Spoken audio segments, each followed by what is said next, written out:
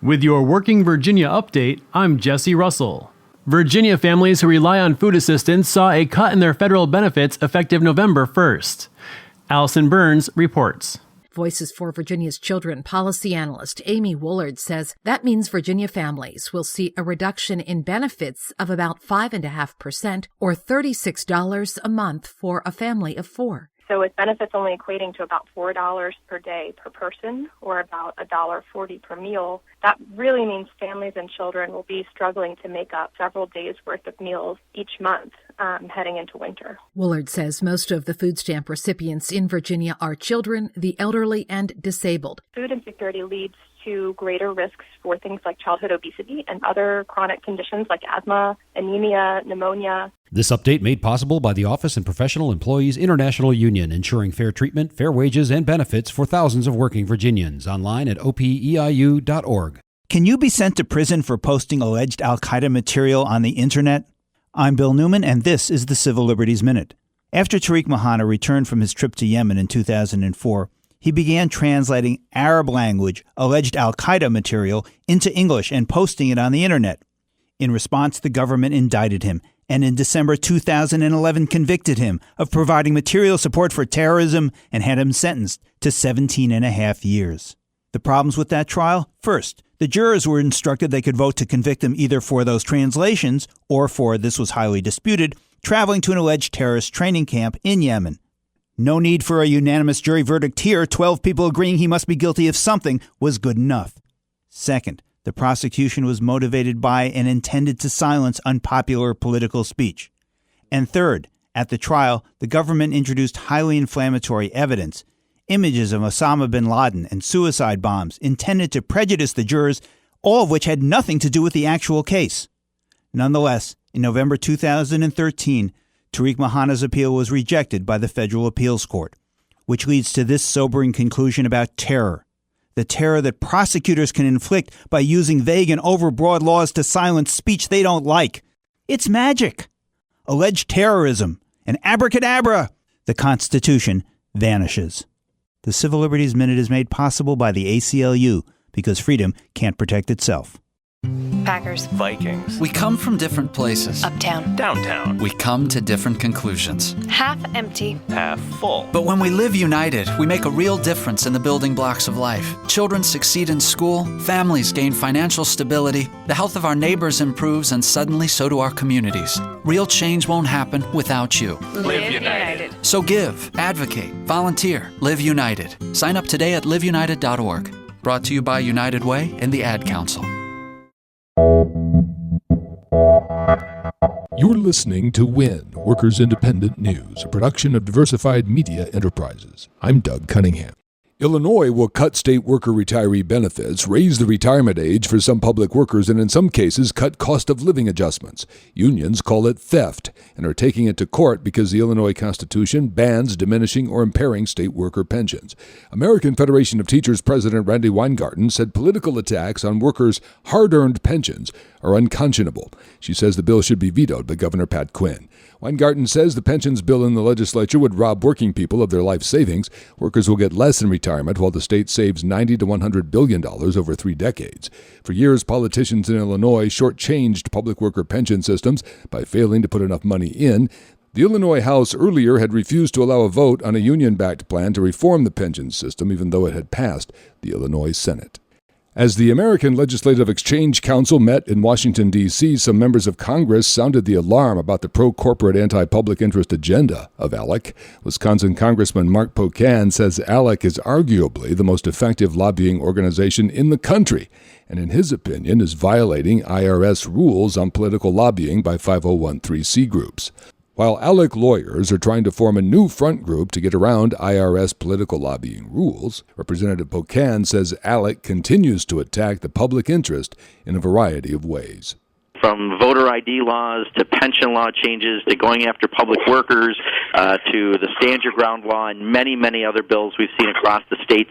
When they're introduced in a number of places, it's from this conservative organization, this lobbying firm that's called ALEC. It is definitely not in the public interest. It's in the special interests who fund the organization, and we need to do everything we can to stop their activities. A new report from the Center for Effective Government says lower taxes on corporations does not produce more jobs. The report says the 30 corporations that paid the highest effective tax rates added 200,000 jobs to the U.S. economy during the past 5 years, while the 30 corporations with the lowest tax rates cut 50,000 jobs during the same period. American Federation of Government Employees President David Cox says this report could fundamentally change the shape of the budget debate in Washington. Cox says America faces a jobs crisis, not a budget crisis. AFG is calling for more revenues to prevent job cuts and to provide needed services. In 2012, U.S. corporations reported earning nearly $1.8 trillion in profits. If they had paid a 35% tax rate, revenue would have been $630 billion. But they paid a much lower average of 12.6% effective tax rate instead, yielding just $242 billion in revenue. You've been listening to WIN, Workers Independent News. For more information, visit laborradio.org. American citizens everywhere are demanding and supporting speedy and complete action. Broadcasting from the We Act radio studios in Washington, D.C., heard live across the nation, this is Take Action News with Karl Frisch. Many of the world's great movements of thought and action have flowed from the work of a single man. There is work to be done. The state of our economy calls for action, bold and swift, and we will act. We will take action when action is required.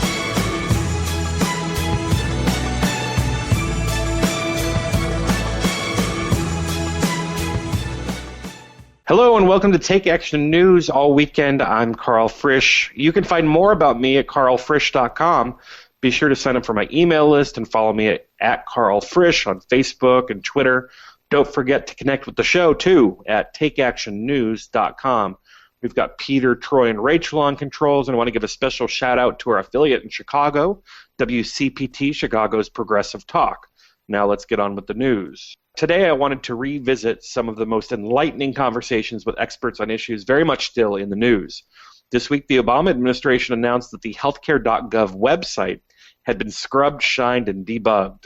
On Monday, 1 million people enrolled, and nearly that many on Tuesday. I chatted with Tina Dupuy, a friend of the show, a few weeks ago about her in-laws' experience with healthcare, emblematic of many Americans post-2008. Later in the hour, we'll revisit my conversation with Tina about the comprehensive healthcare will mean to her family. The Obamacare rollout has been a long road paved with the Sean Hannitys of the world. Luckily, Salon.com contributor Eric Stern went ahead and fact-checked our Fox News friends. Up next, hear his dispatches from the Fox News lie machine.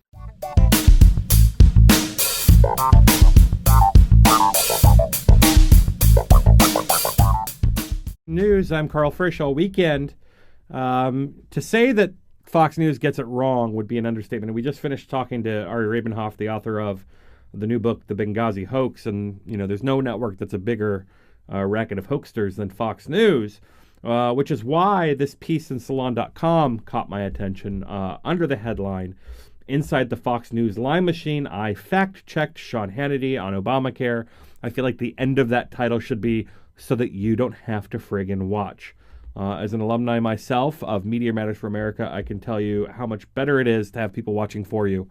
And joining us to chat about this piece of work is Eric Stern, a contributor at Salon.com. Eric, thanks for joining us. You're welcome. Glad to be here.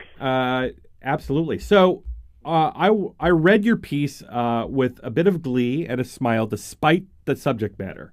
And how enraging it can be to know that Sean Hannity, the primetime host at Fox News, had a panel discussion with 6 people impacted horribly by Obamacare. And you decided, well, let's check and see what their stories were and if they actually panned out. What did you find? I found that they didn't pan out, and what Hannity was claiming was 6 nightmares, 6 Obamacare nightmares was actually not 6 Obamacare nightmares. In fact, these folks did have problems with their insurance. They were problems in the current system, not problems with the future system. They had nothing to do with Obamacare. Well, let's take them one by one and walk through, because what's interesting about it is a lot of the way that these people told their stories on Fox illustrates the broader narratives that we see time and time again on Fox and in conservative media circles that are used to attack the healthcare law. So let's take the first person that you spoke to when you decided to go in and chat with the folks that were in the segment on Hannity's program. Paul Cox of Leicester, I'm never going to get it right, from North Carolina. You chatted with him. What was his story, and what did you find out? Well, he told Hannity that he was basically having to reduce his workforce because of Obamacare. Well, and as you and I know, Obamacare really only impacts employers with 50 or more employees, so he must be a pretty big businessman. Which is what I assumed, and then when I talked to him, it turned out that he had only 4 employees for his small masonry and construction business. And so I asked him, well, why then are you taking measures preemptively against do as you say to Obamacare? And he sort of told me that he would call me back, and then that was the last I heard from him. Did you try him back after that? No, because he basically gave me the answer that I needed. I mean, I asked him, I said, before he hung up with me, he said, well, I don't have to do it, but I've chosen to do it. I said, okay, well, call me back and we'll talk about it some more, and he never did. So that talk about cutting off your nose to spite your face. Yeah. I mean, I was kind of, I guess I wasn't that surprised. But there are a lot of people that watch Fox or listen to conservative radio that believe that companies are being forced to take health care away from their workers. Right. Well, they believe everything else that Fox says, and I don't know that there is any solution to that problem that you just cited. That millions of people are generally misinformed on a regular basis by Fox, and not just by Fox, but by certain kinds of conservative talk radio. And I don't really think I think that's a problem that might be here to stay, and we just have to deal with it. I think the misinformation problem is here to stay. But I think the solution to that specific problem around the healthcare law is actually just the healthcare law sticking around for some time. Eventually, it's going to start being picked up by people that are against Obamacare. They're going to start signing up for coverage, and they're going to be shocked the first time they go to the website and find out that there's not a government plan at all. They're all private companies. That's correct. It appears that most people will. And again, the interesting thing to note about these 6 guests is that they were all buying health insurance privately. They didn't work for large employers. Right. They all essentially had their own sort of small businesses and with none or a few employees. And so they're in that section of America that basically has to go out and pay retail for health insurance. And that's the environment I'm in. And I've been there before. Myself, and I know that generally speaking, almost all those people, and certainly the people that I spoke to, certainly some of the folks that were on the ones that on Hannity that were citing their costs, their premium cost or premium hikes as evidence of an Obamacare failure, they will do better on the exchange. Well, and yeah, let's look at this next woman that you spoke to. Allison DeGenis. Allison DeNice. Yeah. I'll get one of the last names correct at some point in this. So her husband worked at a large company. He left to start his own business, and then the two of them now spend $13,000 to insure themselves and one daughter. The other daughter is uninsured because she has a pre-existing condition, and if they wanted to insure her, it would cost them almost $19,000. This is what they told Hannity, and she confirmed it to me on the phone. And so when I shopped for a plan in her zip code, looking up the exchange prices, it looked like she could get a plan for as low as $7,600. And what was her response to that? That's almost it's $12,000 of savings. Right, and it covers the uncovered child. And to be fair, she did say, she said, yeah, I'll probably go look at the exchange. And she didn't sound too happy about the fact that she was going to have to do it. But, she at least, you and I know that that's not surprising. That obviously if somebody can save $12,000, they're at least going to go take a look at the prices, right? Well, and, to me, obviously they're willing to spend a lot of money on their health care. They are currently. And, the fact that they are spending money all the while not being able to cover everybody in their family should make anybody concerned. And the notion that they would be against something but, contempt prior to investigation, when they can not only save money but also cover everybody in their family. It's just shocking and emblematic of the problem that we have here. A lot of people trusting what they've heard. I mean, the exact same thing with Robbie and Tina Robinson from Franklin, Tennessee, which is just outside of Nashville. You talk to them. Robbie is self-employed, and he's a Christian youth motivational speaker. What did they have to say? Well, they told Hannity that they are, they don't like the fact that they are being told that their current plan will have to change and become ACA compliant because it turns out that new plan will have all sorts of benefits that they don't need. Will it cover the sniffles? That struck me as a little odd because all insurance policies right. have benefits that have some benefits that the person, but Eric, the enlistee, I didn't realize that Obamacare covered things that I don't necessarily have a use for. I guess I'll stop signing. I don't get the sniffles. Does it cover the sniffles? Right. Well, they were citing they don't have kids, for example, and they were citing the fact that, by the way, they claimed that they were advised by an insurance broker that an ACA compliant policy would, by definition, cover things like prenatal care. Now their kids are all grown and out of the house. So, but that wasn't the interesting part. What was interesting is when I called Robbie, he and Tina said that they now pay around $10,000 a year to buy a policy out of pocket, and there was one as low as $3,700 or $3,760 on the exchange. Now, in fairness, that's not to say that that's the policy that will work for them. But if they're now paying $10,000, whatever policy they get on the exchange, it will likely save them money. And what was their response to that? Again, being shown that there was perhaps great savings to be had. They told me they weren't going to go on the exchange because they didn't like Obamacare, and they were sort of they don't like the whole business, so they just were sort of being stubborn about it. They're entitled to do that, but they're going to have to keep paying higher rates, I suppose. And what about the other folks that you talked to? I mean, the same problems persisting. Say that again. The same issues that you keep on running into over and over again. These basic facts when it comes to Obamacare. Did you spoke with others that were on the panel too?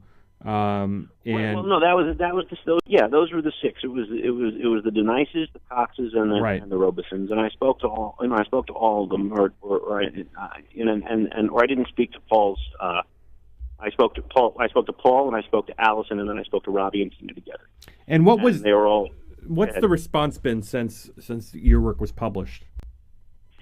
It got a tremendous response. It has flown around the internet and the blogosphere, and it has been sort of cited by the New York Times, the LA Times, the Chicago Tribune, and the Washington Post as evidence of sort of how the right wing has been misinforming people. Have you heard from right wingers? I got some tweets from right wingers, and you know how it is. They're unhappy with the fact that I wrote what I wrote, but there wasn't again, even those somewhat malicious tweets at me weren't really based on facts. It just occurs to me, the best antidote to the problems that we're seeing here is going to be people hearing from their friends that they got health care for a fraction of what they were paying before, or having a relative that is able to get coverage when they've not had coverage for years because of a pre-existing condition. That's what will break through the lies that they've been told. And what's fascinating, and perhaps if you can stick around after the break, we can talk a little bit about the problems politically that a movement runs into when an issue that they've been pushing for this long turns out to have been a ruse. It reminds me a great deal of the public polling denialism in the 2012 election and how shocked people were when Mitt Romney didn't win. Eric, would you mind sticking around? Sure. All right. When we come back, we're going to continue to talk about the reaction that people are having to healthcare reform now that it's open for enrollment with Eric Stern, a contributor at Salon.com. Stick around.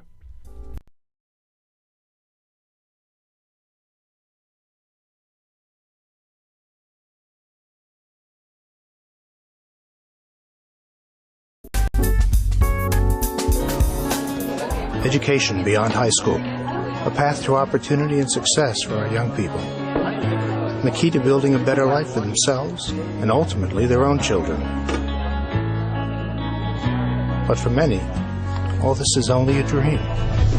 Because the challenge of paying for education beyond high school seems to put this opportunity out of reach.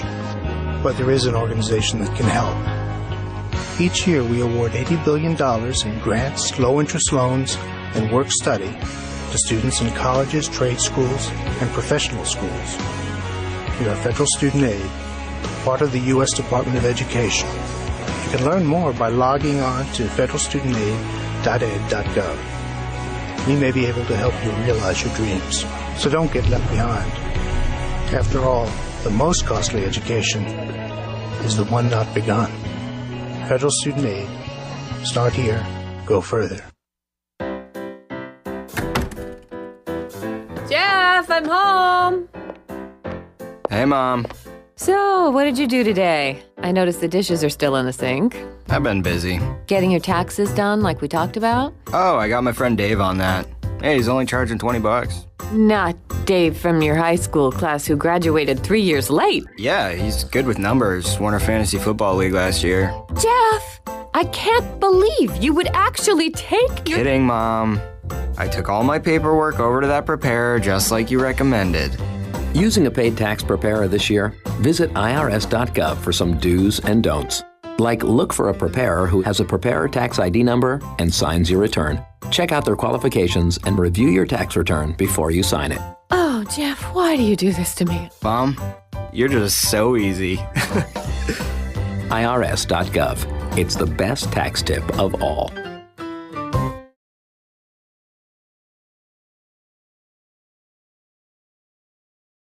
Action News all weekend. I'm Karl Frisch. Be sure to go to my website, karlfrisch.com, sign up for my email list, and follow me on Twitter and Facebook at Karl Frisch. And don't forget to connect with the show at takeactionnews.com. In the end of the last hour, we were talking about Obamacare, the Affordable Care Act, and these right-wing attacks on the program.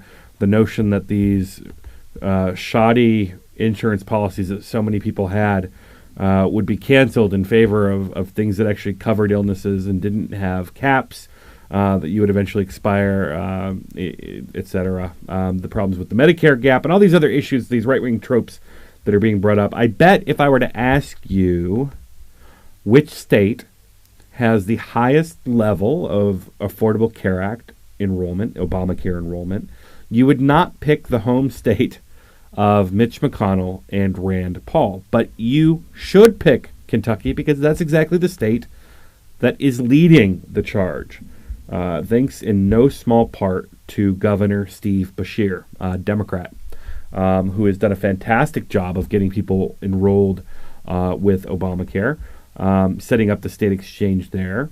And it's kind of surprising. One of the biggest opponents to the Affordable Care Act is Rand Paul from the state, and Mitch McConnell, the Senate Minority Leader. You've got two Republican senators who have spent basically all of their time over the last 3 years, attacking the program and trying to say that it could never work, it should never work, this won't work for the people of America, it won't work for the people of Kentucky. And yet, thanks to the hard work of Governor Steve Beshear, Kentucky, a bastion of anti-government ire, is the top state for Obamacare enrollment.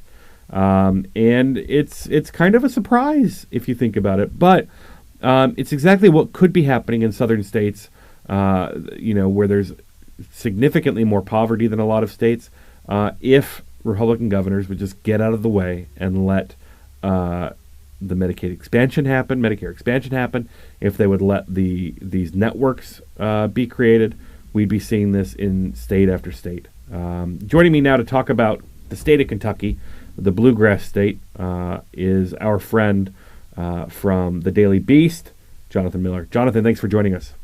Great to be with you. All right, so what did it's perhaps such a compelling example because Rand Paul and Mitch McConnell hail from the state that happens to be leading the country with Obamacare enrollment. I mean, that isn't any, you couldn't paint a funnier picture. Yeah, if you look up the phrase delicious irony in the dictionary, it would be this situation, because there have been really I guess you could throw Ted Cruz in there, but besides Ted Cruz, there's really been no more vocal opposition to Obamacare than Mitch McConnell and Rand Paul. And the two guys, they don't necessarily get along with each other. This is the one issue that unites them. But if you looked at the data in the New York Times over the weekend in terms of how the states have been implementing Obamacare, Kentucky is doing by far the best on a per capita basis. And so what are they doing that other places are not doing? Well, we've got a governor in Steve Beshear, and Right. I made some disclosure in my Daily Beast piece. I ran against him for governor. He beat me, and he later appointed me into his administration as punishment. He made me finance secretary during the worst financial crisis in American modern history. But he is a guy who is in his final term. He's going to retire afterwards. He wants to leave a legacy, and he has made this his highest priority, and shown a lot of political leadership to his bureaucracy. But he also has been able to hire a bunch of people who are at the health cabinet, as well as my old finance cabinet that does the IT work for the state, that spent months in getting this ready and getting it tested and working with the private sector so that on day one it would be a big success. And as someone who supports Obamacare, I've been disappointed with what's going on the national level, but I know it will work out ultimately. But it is well, and that's the best medicine, right, for the haters of the Affordable Care Act, is when it actually starts, when people start actually getting the care, is when the jig is up. Yeah, and that's what's happening in Kentucky. That we have such a strong Tea Party strand in Kentucky. I mean, we were ground zero. We Sure. were the guys that brought Rand Paul to the fore. But I mean, people are signing up in large numbers because we need it desperately. Well, and what's crazy is that I've talked to numerous people, conservatives, who were shocked when they got to a state exchange or the national exchange, and when they got through and saw what their options were, that none of them said the state of Kentucky's healthcare plan, the United States healthcare plan. It was Blue Cross Blue Shield, Aetna, exactly. Kaiser Permanente, and so on. All private plans. It's as if the best antidote to the lies that have been told over the last 3 years is the plan itself. Yeah, there's no doubt about it. And when you get people who are getting the system and they're finding out the large majority of them are finding very affordable health care, and it's bringing this to folks who haven't been on health care for quite some time, or perhaps all their lives. And so this is literally saving people's lives. There's no exaggeration to say that, and it's just such a great thrill to see my home state, which has been so far behind on so many measures, including the people we send to Washington, to be leading this on a national basis. Well, and Jonathan, in the minute or so that we have left, what's been the right-wing response to the success in Kentucky?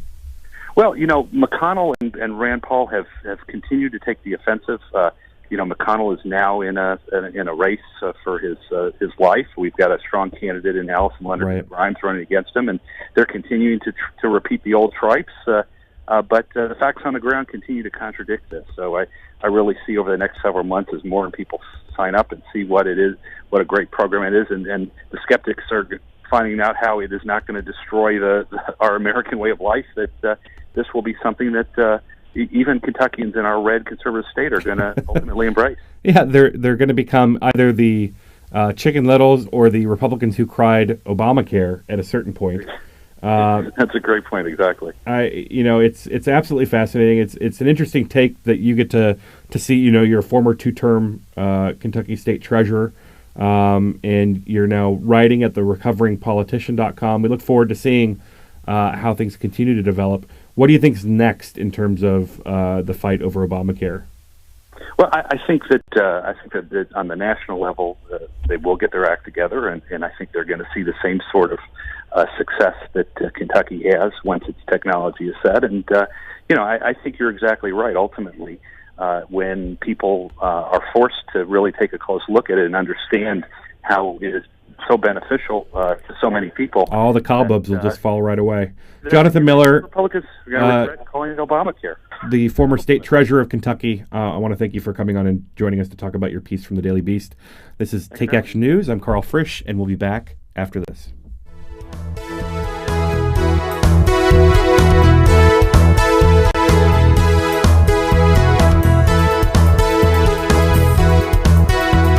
Sergeant Michelle Garcia served meritoriously in Iraq and has the medals to prove it. Soon after leaving the Navy, Lieutenant Chris Scott found a job, a home, and started a family of his own. Corpsman Richard Stokely took the skills he learned in Vietnam and put them to good use as a paramedic. But soon after leaving the military, each of these veterans fell on hard times and faced homelessness. Even after Michelle lost all her savings, even after Chris wasn't able to pay his mortgage, and even after Richard battled alcoholism for years, they each reached out for help when they needed it most. A simple phone call put them in touch with a trained professional from the Department of Veterans Affairs. That call got Michelle a place to stay until she could afford one of her own, put Chris in touch with employment assistance, and found Richard a substance abuse program. These veterans are success stories not only for how they were able to help others while serving their country, but for how they were able to let others help them. If you know of or are a veteran in need, make the call. When you go on a road trip, you're careful. You follow the signs to arrive at the right place. It's the same online. Read the internet signs along the way, or you may be led astray. For example, look for the .gov at the end of the web address. If it isn't .gov, it isn't the real Social Security website. People are often victimized by misleading advertisers who use terms like Social Security or Medicare to trick the public. These companies charge a fee for free Social Security services. These services include changing your name and getting a new Social Security card. There's no need to pay for services Social Security offers for free. Go to www.socialsecurity.gov. And remember, if it isn't .gov, it isn't Social Security.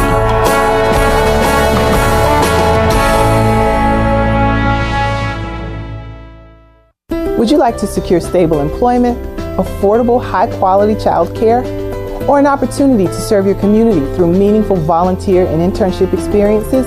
If so, UPO is the place for you. Hello, I'm Andrea Thomas, Vice President of Administration and Chief of Staff for UPO. As the Community Action Agency for Washington, D.C., UPO has proudly served the residents of Washington for the past 50 years. Annually, we impact the lives of nearly 100,000 Washingtonians, 100,000 people advancing their education, securing employment, maintaining housing stability, and investing in their communities through volunteerism. Our vision is a Washington of thriving communities and self-sufficient residents. To learn more about our services and how you can partner with us or donate, visit us at www.upo.org. UPO, where we are uniting people with opportunities. Take Action News is proud to be sponsored by Healthcare for America Now. HCAN is a national coalition of more than 1,000 groups in 50 states, representing 30 million people. HCAN works to promote, defend, implement, and improve the Affordable Care Act at both the state and federal levels. They also try to protect Medicare and Medicaid, increase corporate accountability, and confront forces that seek to take away critical services. HCAN believes in creating jobs, not cutting programs people depend on. HCAN runs comprehensive issue campaigns that mobilize people at the grassroots and define the public debate. HCAN is fighting to protect, implement, and improve the new health care law through national and state-based legislative and regulatory campaigns built on grassroots action, public education, communications, policy analysis, and groundbreaking research. HCAN has become a respected voice and national leader on health care while continuing to focus on aggressive field activity. Support HCAN, Healthcare for America.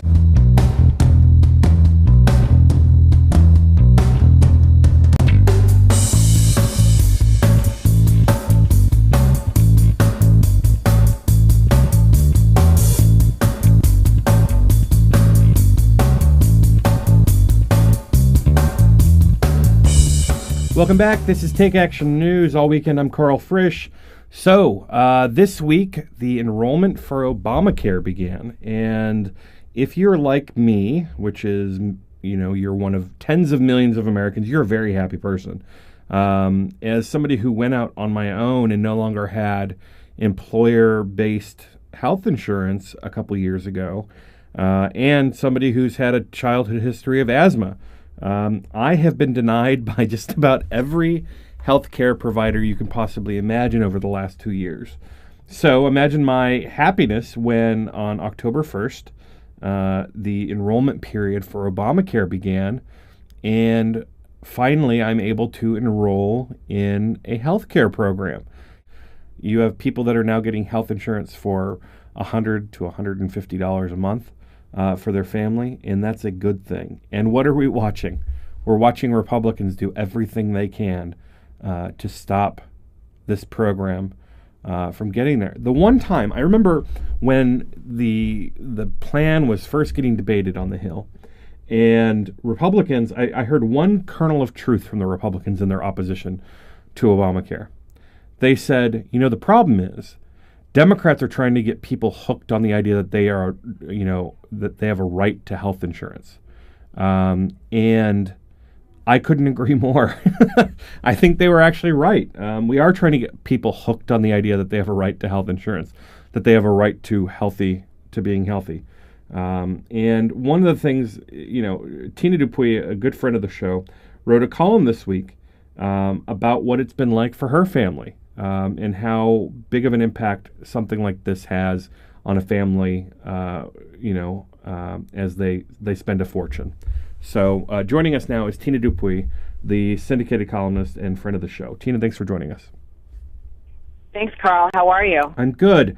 So you have this great piece about Obamacare and your family. I was just going through my own story about how, because of childhood asthma, pre-existing condition, I've been denied health insurance for going on 2 years now. And you tell the story of your in-laws in your column this week, which people can read at tinadupuy.com. Tell us about it. My in-laws are kind of emblematic of the meltdown. Here's two people who have worked their entire lives and worked in middle management in different, in an industry that was related to housing, right?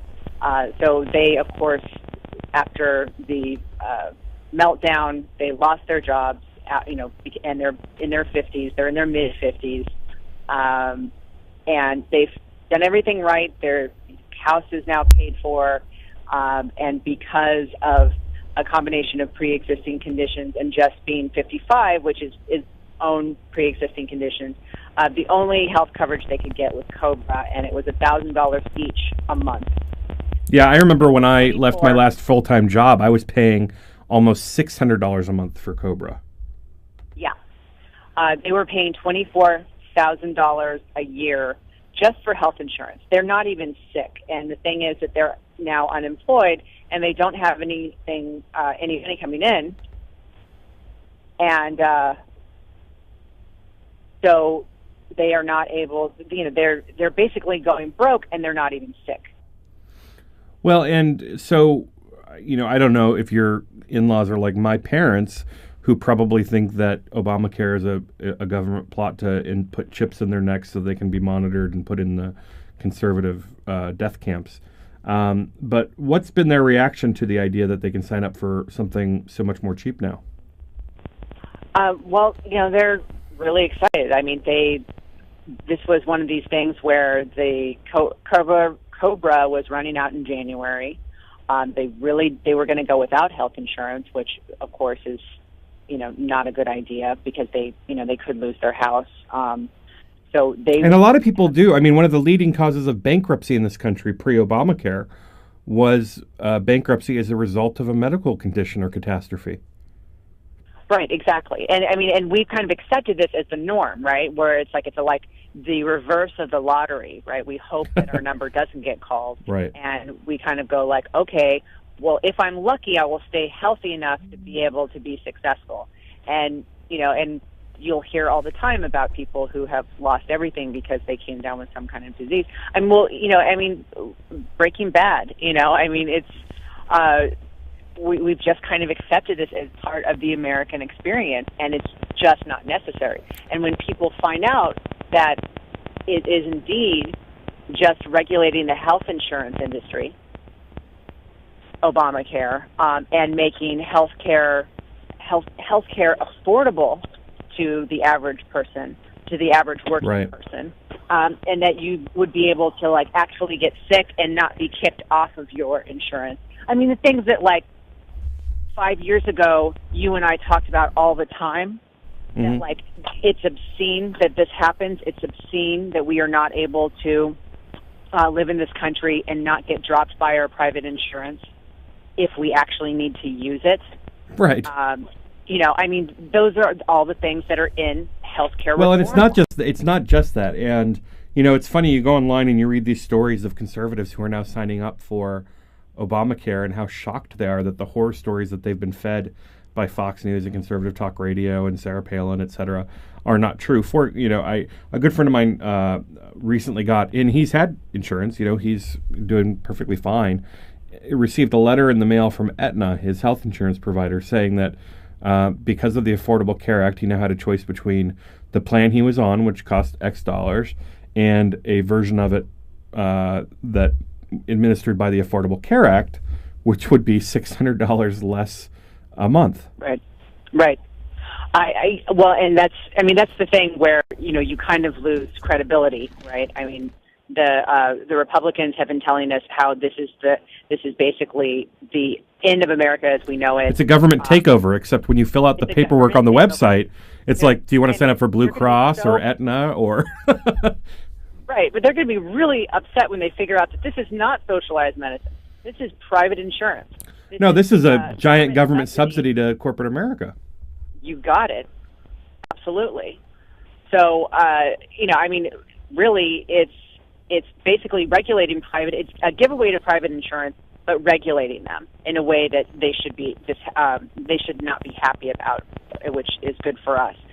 Because right now, I think I saw Alan Grayson on Bill Maher's show last night, and he's there is a conflict of interest with your insurance company.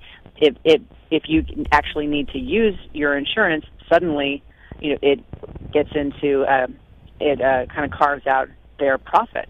Right. I mean, that's the notion, right? And it's funny because you hear conservatives talk about how horrible this is, that you're bringing more people into this. It's going to make it harder for the insurance companies. Like, well, that's what, when you group of people, we have a group of people together and you're pooling the risk. It has a name. It's called insurance.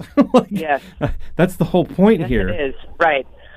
Exactly. And also, the cost, what we pay for health coverage is actually, what we get for health coverage and what we pay out are extreme, right? So we pay the most of any other industrialized nation, and we also are like 27th in health insurance. Right. It's very interesting. If you look at the numbers, where America does well in terms of results from healthcare and health treatment is in catastrophic illnesses, cancer, other major surgeries where the life is at stake.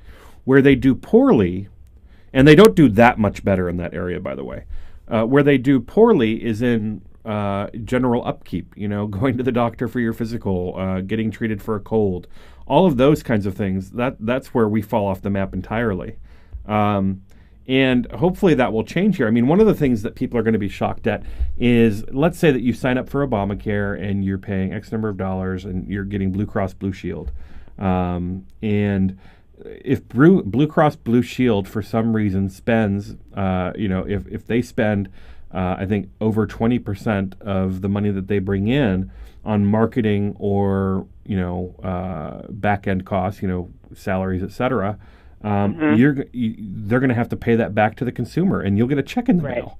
We've already had people say, like, why am I getting a check in the mail from my insurance company? Why is my insurance suddenly lower?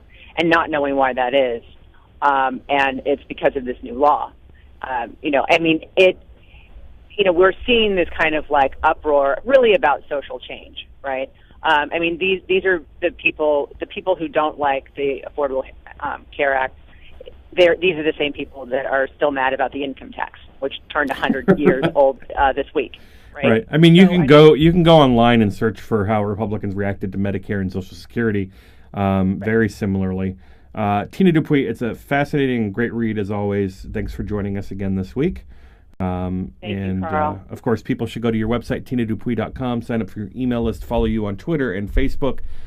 This is Take Action News, and we've got more of a great show coming up for you, so stick around.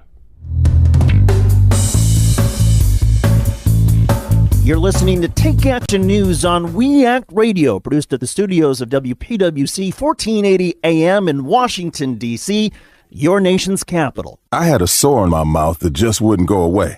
And after a couple of weeks, I went to my doctor. A sore, lump, or thick patch in your mouth or throat could be a symptom of oral cancer. My doctor told me I was smart to come in. He said that oral cancer is more common in African American men than in any other group in the U.S. It turns out I did have oral cancer, but it was caught early and my treatment was successful. I'm glad I got it checked. That probably saved my life. If you're an African American man, you need to know about oral cancer. Visit a doctor or dentist if you see changes in your mouth that don't go away after 2 weeks. It's important to get an oral cancer exam because if you do have cancer, the earlier it's caught, the better. A message from the U.S. Department of Health and Human Services, National Institutes of Health.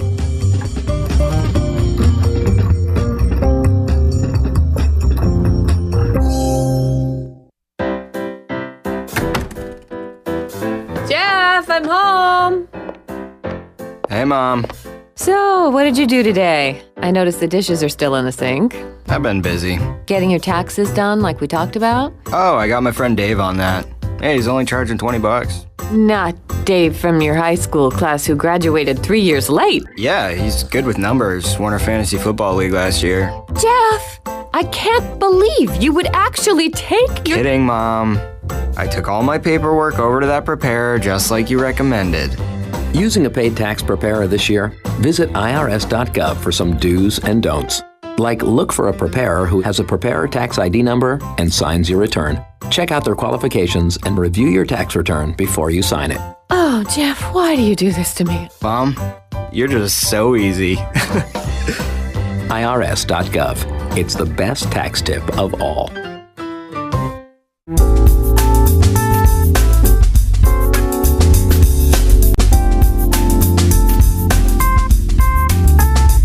Welcome back. This is Take Action News. I'm Karl Frisch. All weekend, if you've paid attention at all this week, you've heard nonstop Republican attacks on the Affordable Care Act, aka Obamacare. First, it was the website having problems, which we all acknowledge that the website's got its issues. But now it's because President Obama lied. He lied to us. He said we could keep our insurance, our crappy insurance.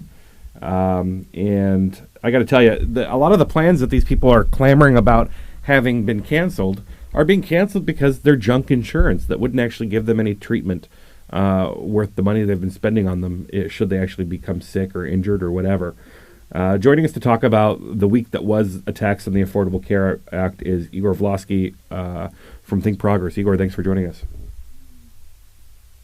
Igor, are you there?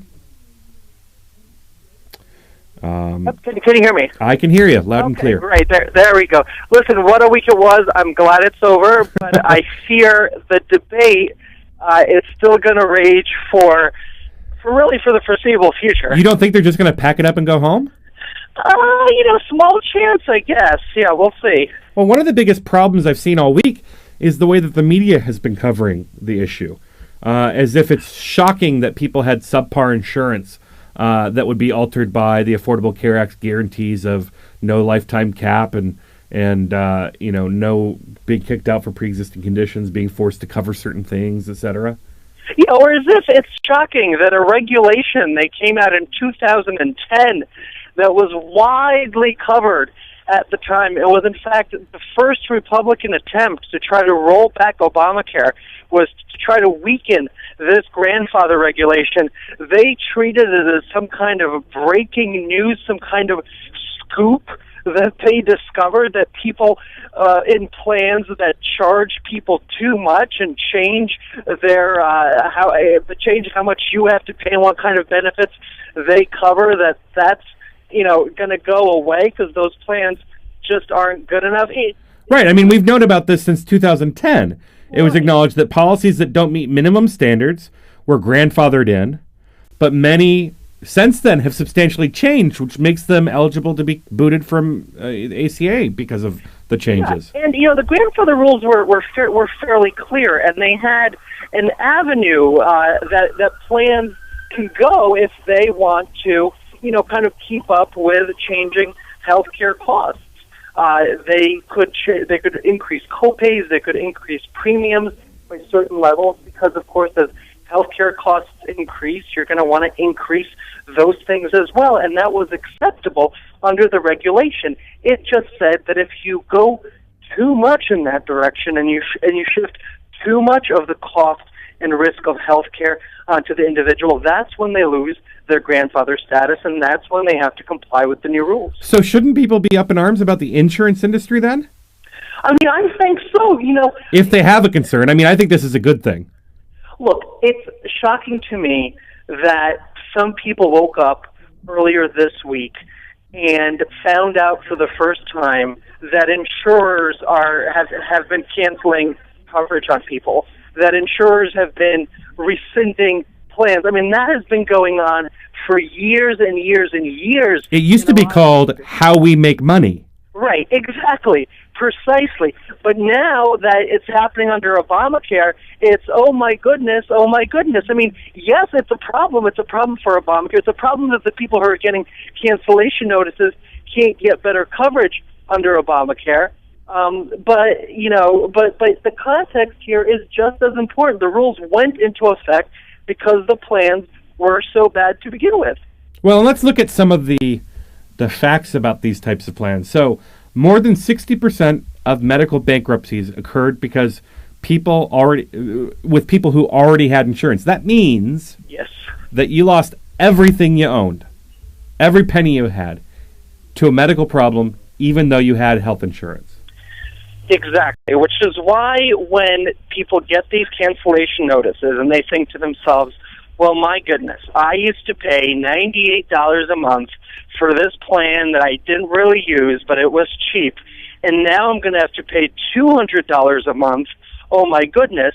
Well, the fact is that if you actually become sick, at the end of the day, because your new plan is more comprehensive, you're going to be paying less in terms of healthcare costs than you would be with that $98 plan. We all will pay less because you're not becoming a burden to the taxpayer as a result of this issue too. I mean, and the right-wing response to this, Igor, would be like if I was a Fox News host, right? I would then say, "Oh yeah, well, Igor, you going to use maternity leave, Igor? Right. You going to have a baby, Igor? Yeah, exactly. You going to have a baby?" Yeah, or actually, you bring up Fox News. In a Fox News green room today, I was asked, why do gay men need to buy contraceptives? And I think the answer to all of those questions is you want to cover all of those benefits because that's how you spread the risk. It's called insurance. It's called insurance. If we could predict when we were going to have cancer or a heart attack, we wouldn't have a need for insurance like this. And you notice that those people who complain about maternity leave never complain about insurance having to cover prostate exams or other things that only affect men. It's always those lady examinations they have such a problem with. Well, partially it's they're afraid for science to get too close to a vagina because they might know more than they do. So you've got, and then we can look at what insurance companies have been doing for ages, right? Look at WellPoint, the nation's largest insurer. They used an algorithm, and this is positively sickening, to target women with breast cancer and investigate them for fraud. The company lied to prosecutors about this. They were essentially trying to find women with breast cancer because they know that's expensive to treat and cover, and then they were looking for whatever ways they could to boot those women from their coverage. Yeah, talk about canceled policies. In the old healthcare market, there is still a federal law that says you can't rescind insurance plans. But the problem is that the law is enforced by the states. Right. And in the overwhelming majority of states, you have insurance commissioners who are really a proxy for the insurers. They aren't on the consumer side and don't care very much in enforcing these laws. So insurers like WellPoint and others paid, fines almost every year. I mean, the papers were filled with this kind of abuse. They would pay a fine and move on their merry way. Well, here's another one. Anthem Blue Cross and Blue Shield agreed to pay $13 million in fines and offer new health care coverage to more than 2,200 Californians the company dropped after those people became ill. Yes. Yeah. Welcome. That's the old insurance market that we would go to if it's called a death panel. It's called a death panel, my friends. Yeah. That's exactly. what a death panel is. What insurance companies used to be. So, after week 1 being the website and week 2 being this trumped up story, where do you see the story continuing in the new week? Well, week 3 is going to be the provider networks, because a lot of these insurance plans that are offered in the exchanges have relatively undeveloped provider networks. And so some major hospital chains in some parts of the country don't yet participate in the plans. And so you're going to see a lot of stories about you can't keep the doctor you have if you like him. That's going to be the next step of this entire campaign. And the truth is that insurers have been limiting provider networks as a way to keep down costs for a very long time. There's a smart way to do it by saying let's only work with efficient providers. But there's also, a bad way to do it, which is to exclude some good providers from your network. So that's going to be something that folks who support the law are going to have to grapple with. Well, in fact, I saw David Shuster had a doctor on who has been kicked off of a few insurance plans. It looks like the turn is already going that direction. Yeah, the truth is, a lot of this is really based onto the state, in terms of state regulations. It's left up to the states, and some states, for instance, require insurers to have all providers or the biggest providers by market share. So it really depends, and I'm not sure how much federal regulation and changes there are in Obamacare expanding the network requirements. But because it's kind of a patchwork system across the country, I think, conservatives aren't going to have a very hard time finding some so-called horror stories about the networks. Well, and Fox News has been obscuring the Republican role in the Medicaid coverage gap. Oh, yes.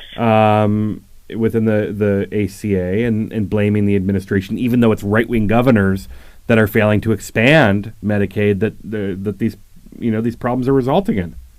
Yeah, the Medicaid story is very strange to me. I mean, in reality, the fact that you have thousands of low-income people signing up for coverage and for the first time having insurance is pretty remarkable. And the fact that the auto-enrollment processes at Medicaid are working so well is kind of the silver lining of the entire... Well, and Igor, we're going to have to leave it there and talk more about this in the weeks ahead as we continue to watch the Affordable Care Act being implemented. This is Take Action News. I'm Karl Frisch, and we'll be back in the next hour.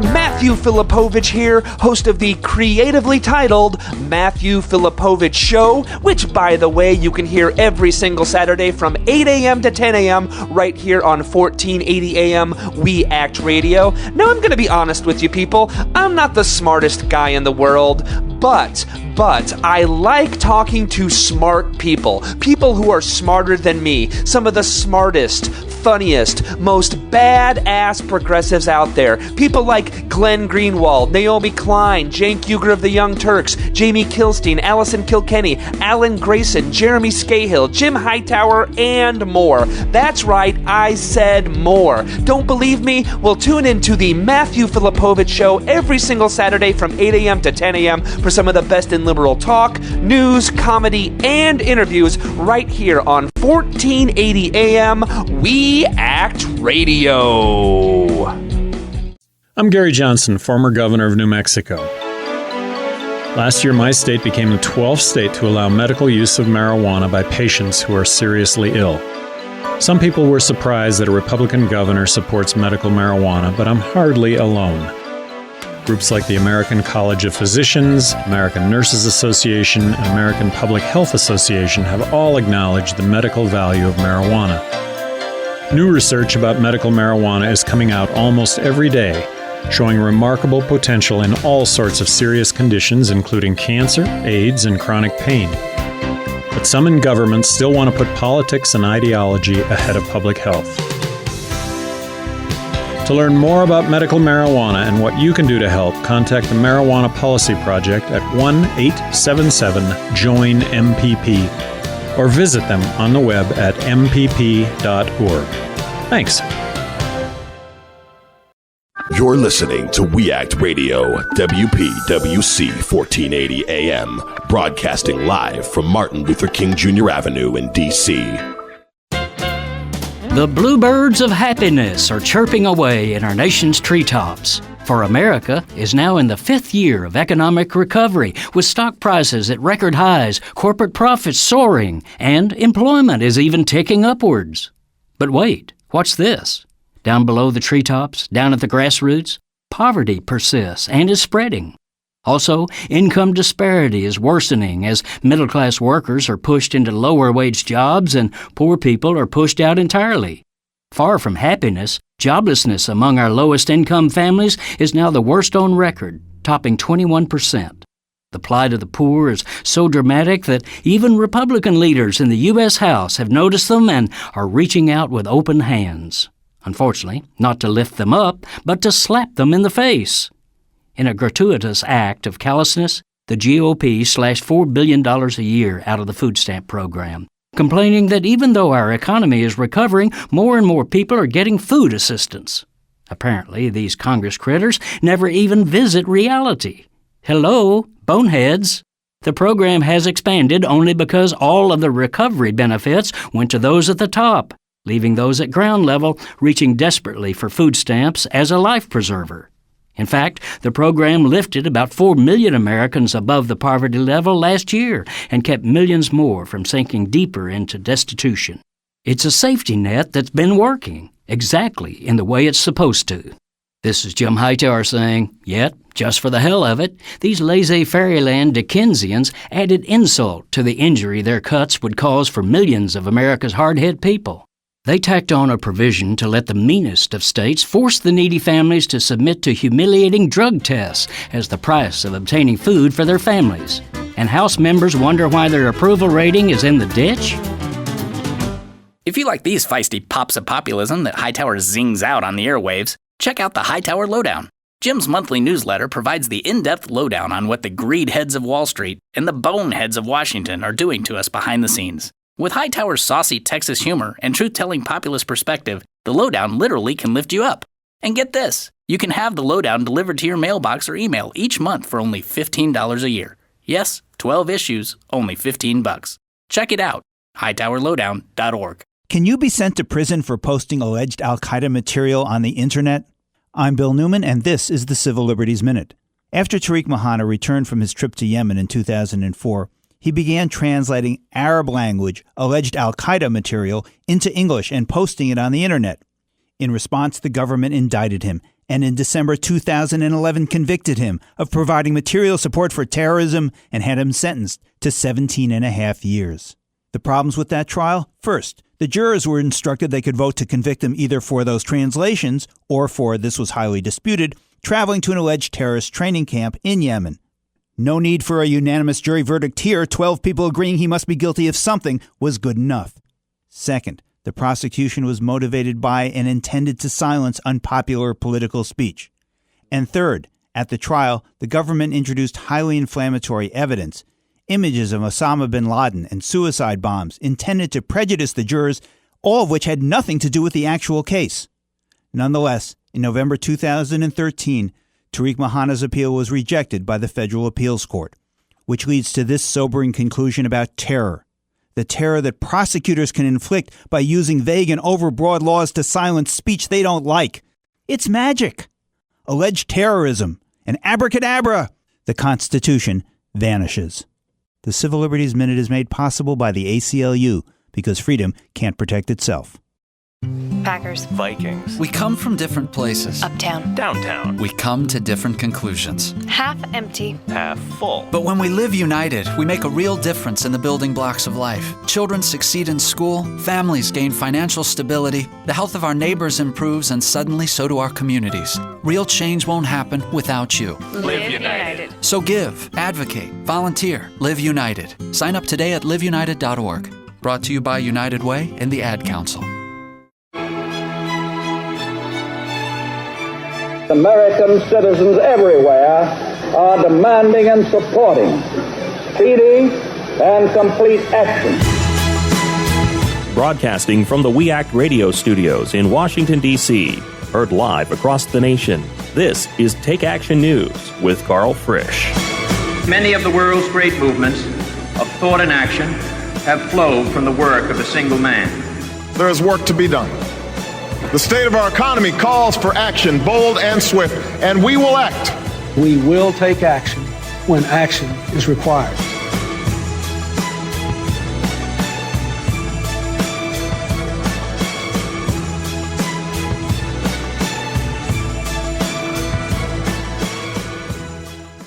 Welcome back. This is Take Action News. All weekend, I'm your host, Karl Frisch.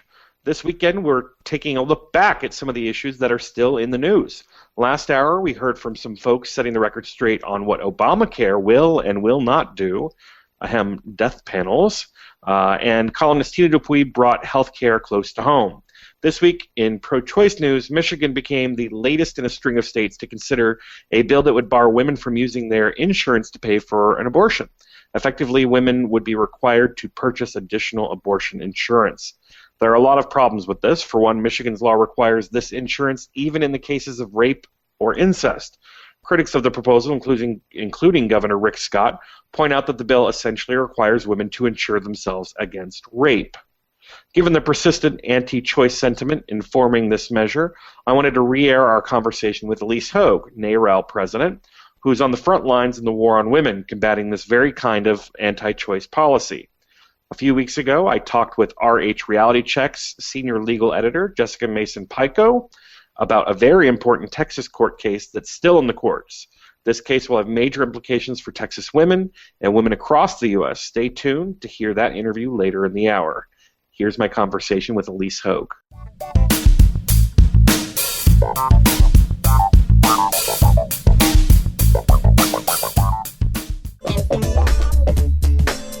Welcome back. Take Action News 34 after. I'm Karl Frisch. The pro-choice movement is moving to proactively shield women's rights from right-wing attacks in the form of abortion clinic restrictions, fetal pain legislation, and demeaning ultrasound laws. Now a group of pro-choice legislators have proposed a bill intended to reaffirm Roe v. Wade and Planned Parenthood v. Casey. Although the Women's Health Protection Act is unlikely to pass the House, at least right now, it is heartening to see pro-choice advocates on the legislative offensive for once. I wanted to chat about the issue and check in on the status of the war on women with a veteran advocate, current president of NARAL Pro-Choice America, and my dear friend, Elise Hogue. Elise, thanks for joining us. Hi, Karl. I'm so happy to be here. Absolutely. First of all, congratulations. You've now been at NARAL for what, about 6 or 8 months? About coming up on 10 months. Sometimes 10 months. It feels like 10 years, but yeah, it's been 10 months. Well, all these attacks on the simple human dignity of women and their right to control the destiny of their own bodies and their healthcare decisions, I imagine it's more than a full-time job. It keeps us on the run, but we are excited about things coming down the pike and the level of resistance we're seeing all over the country, and translating that into, as you told your listeners, actual proactive policy measures to protect women and their families' ability to make our own decisions about our own reproductive destiny. Well, and tell us about the Women's Health Protection Act. So what this is a federal piece of legislation that would prohibit a restriction from disproportionately impacting a woman based on where she lives. So it's really modeled after the Voting Rights Act in philosophy, because what it says is if you have a right affirmed in the Constitution like we do with Roe v. Wade, you cannot have differential access to that right. So all of these sort of death by 1,000 cuts strategies that the extreme anti-choice movement is employing, be it artificial clinic restrictions that are forcing them to shut down, or waiting periods, or mandatory ultrasounds, those actually impact differentially women's ability to access the reproductive health care they need just based on where they live. Some of these are municipal restrictions. Some of them are state-based restrictions. And the Women's Health Protection Act would guarantee every woman who lives in this country equal access to the reproductive health care that we all deserve. Well, and in some states where they don't necessarily, you're not saying that the government would build abortion clinics in every neighborhood so that women would be, the same distance. You're just saying that the government can't stand in the way of a woman's right to access these services. Yes, absolutely. What it says is that, I should back up, because what we're seeing with the attacks by the right is an extreme agenda that they know they cannot pass at the federal level, because we live fundamentally in a pro-choice country. Most Americans actually agree that women should be able to make their personal health care decisions between themselves, their families, and their doctors. And one of the ways that we know that is you look at the last few election cycles where Republicans, frankly, a largely anti-choice party, really had an opportunity to take back a majority in the Senate. And because they nominated such ardently anti-choice candidates who couldn't help themselves with the crazy things that they would say, they ended up losing races that everybody thought the Republicans had a really good chance of winning. And not just in the last election, but in the one before that as well. Yeah, one of the things that I might correct you slightly on is that the Republicans as a party, in terms of who can actually get out of a primary race for office, are extremely vitriolically anti-choice. However, what we know from all of the polling is that Americans, regardless of their political affiliation, actually are majority pro-choice, and that's why the Republicans are actually paying a price at the ballot box when they run these extreme anti-choice candidates. Well, and that's something that they're combating in a lot of different ways. I mean, Republicans overall are softening when it comes to gay equality, for example. But the party itself, controlled by an extremist base, is not showing any signs of softening. Same thing with women's rights to access reproductive health care. As this fight continues, obviously the states are an epicenter here. What are we seeing in the states? I mean, it's great news this past month as we learned that Wendy Davis would be running for governor of Texas. And we talked earlier in the program about the Supreme Court sending the Texas abortion ban back to the Fifth Circuit. What kind of movement are we seeing in the states that might give some heartening news to those of us who support the rights of women? Well, we are seeing, anti-constitutional abortion bans, being challenged, and that's going to take a little while, and we need to make sure that we're caring for women. It's really critical that your listeners understand there is a human cost to allowing these extremists to control the legislative agenda. What we've seen in Texas with the clinic closures, and this is just the 2011 clinic closures, is that 7% of women who need abortion care in Texas are attempting to self-abort because they can't even get themselves to the clinics. This is a huge state. It's my home state, right? Right. For people that want a good example of how big the state is and how much they're saying you're forcing women to travel for these services. it is further from the western tip of Texas to the eastern tip of Texas than it is from the coast in California to the western tip of Texas. It is an enormous state. And so the undue burden of these women who have to travel is meaning that they're resorting to desperate measures, and that actually costs lives, it costs women's health. And so there is a real cost. What we are seeing is an upsurge in resistance, right? The tens of thousands of people that turned out to the Capitol to cheer Wendy Davis on was just the tip of the iceberg. We did a online telethon on Monday night to support access for Texas women who need financial resources to get to the clinics, and the outpouring was amazing. We're also seeing, by the way, good news at the state level in states like California, which have actually been able to expand access to abortion services by allowing trained nurse midwives to perform what we know is a relatively simple medical procedure. We've seen the Reproductive Parity Act introduced into Washington state, which would require that any insurance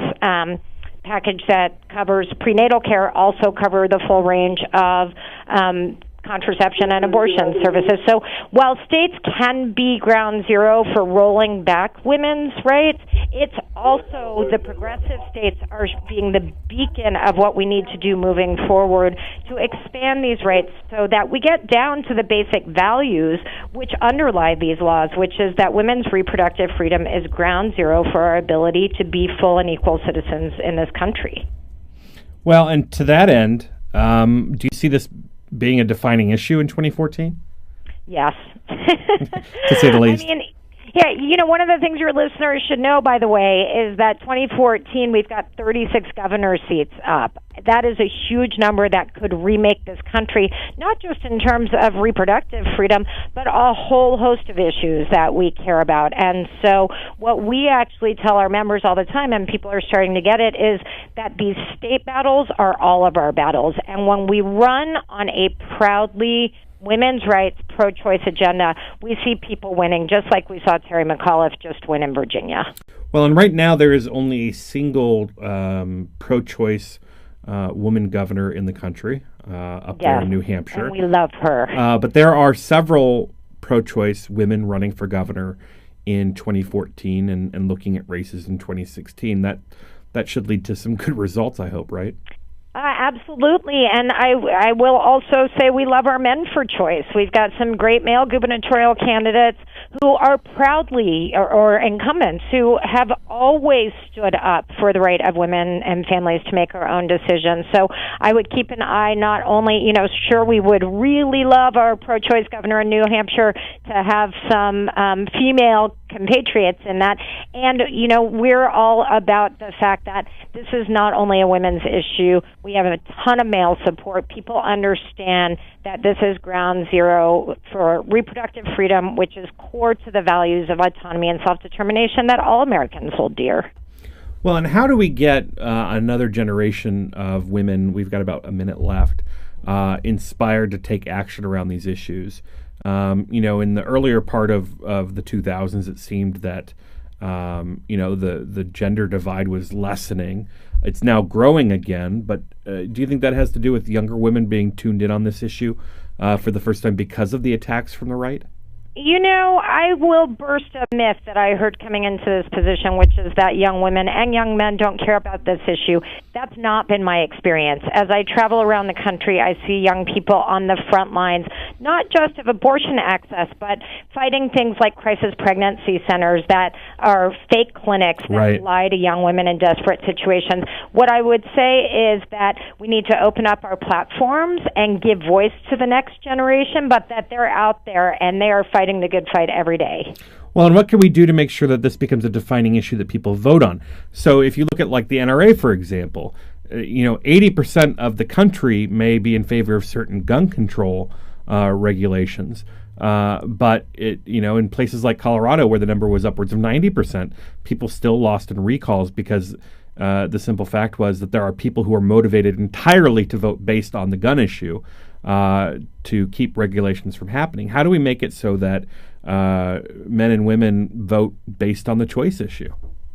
You know, one of the things that we've seen is by forcing candidates to talk about their entire agenda, you see that not only are the candidates who are opposed to abortion access and abortion care anti-choice, but they're anti-women and anti-family in any number of ways. They often vote against early childhood education. They vote against the kind of social welfare programs that help our needy families. And so one of the things that we see is we need to make these politicians own their entire agenda. Right. We need to ask them the tough questions. They're starting to skirt the questions on choice because they understand that they lose. We can't let them off the hook. And when they do get forced to answer the questions, the hard questions, is when they say the crazy things that they say. Exactly. That's when they show that they're not just anti-abortion, they're anti-woman and they're anti-reality. I mean, that's when we get to see their grasp on reality just crumble, and it embarrasses them. And even national political figures who consider themselves to be anti-choice have to step away. Elise Hogue, president of NARAL, Pro-Choice America, good friend of the show. Thanks for joining us. Thank you, Karl. Have me on again. We absolutely will. And you can find their work at naral.org. That's NARAL.org. This is Take Action News. I'm Karl Frisch. And when we come back, we will talk about the wisdom from the mouths of Texas Republicans with our good friend, Jason Stanford. Stick around.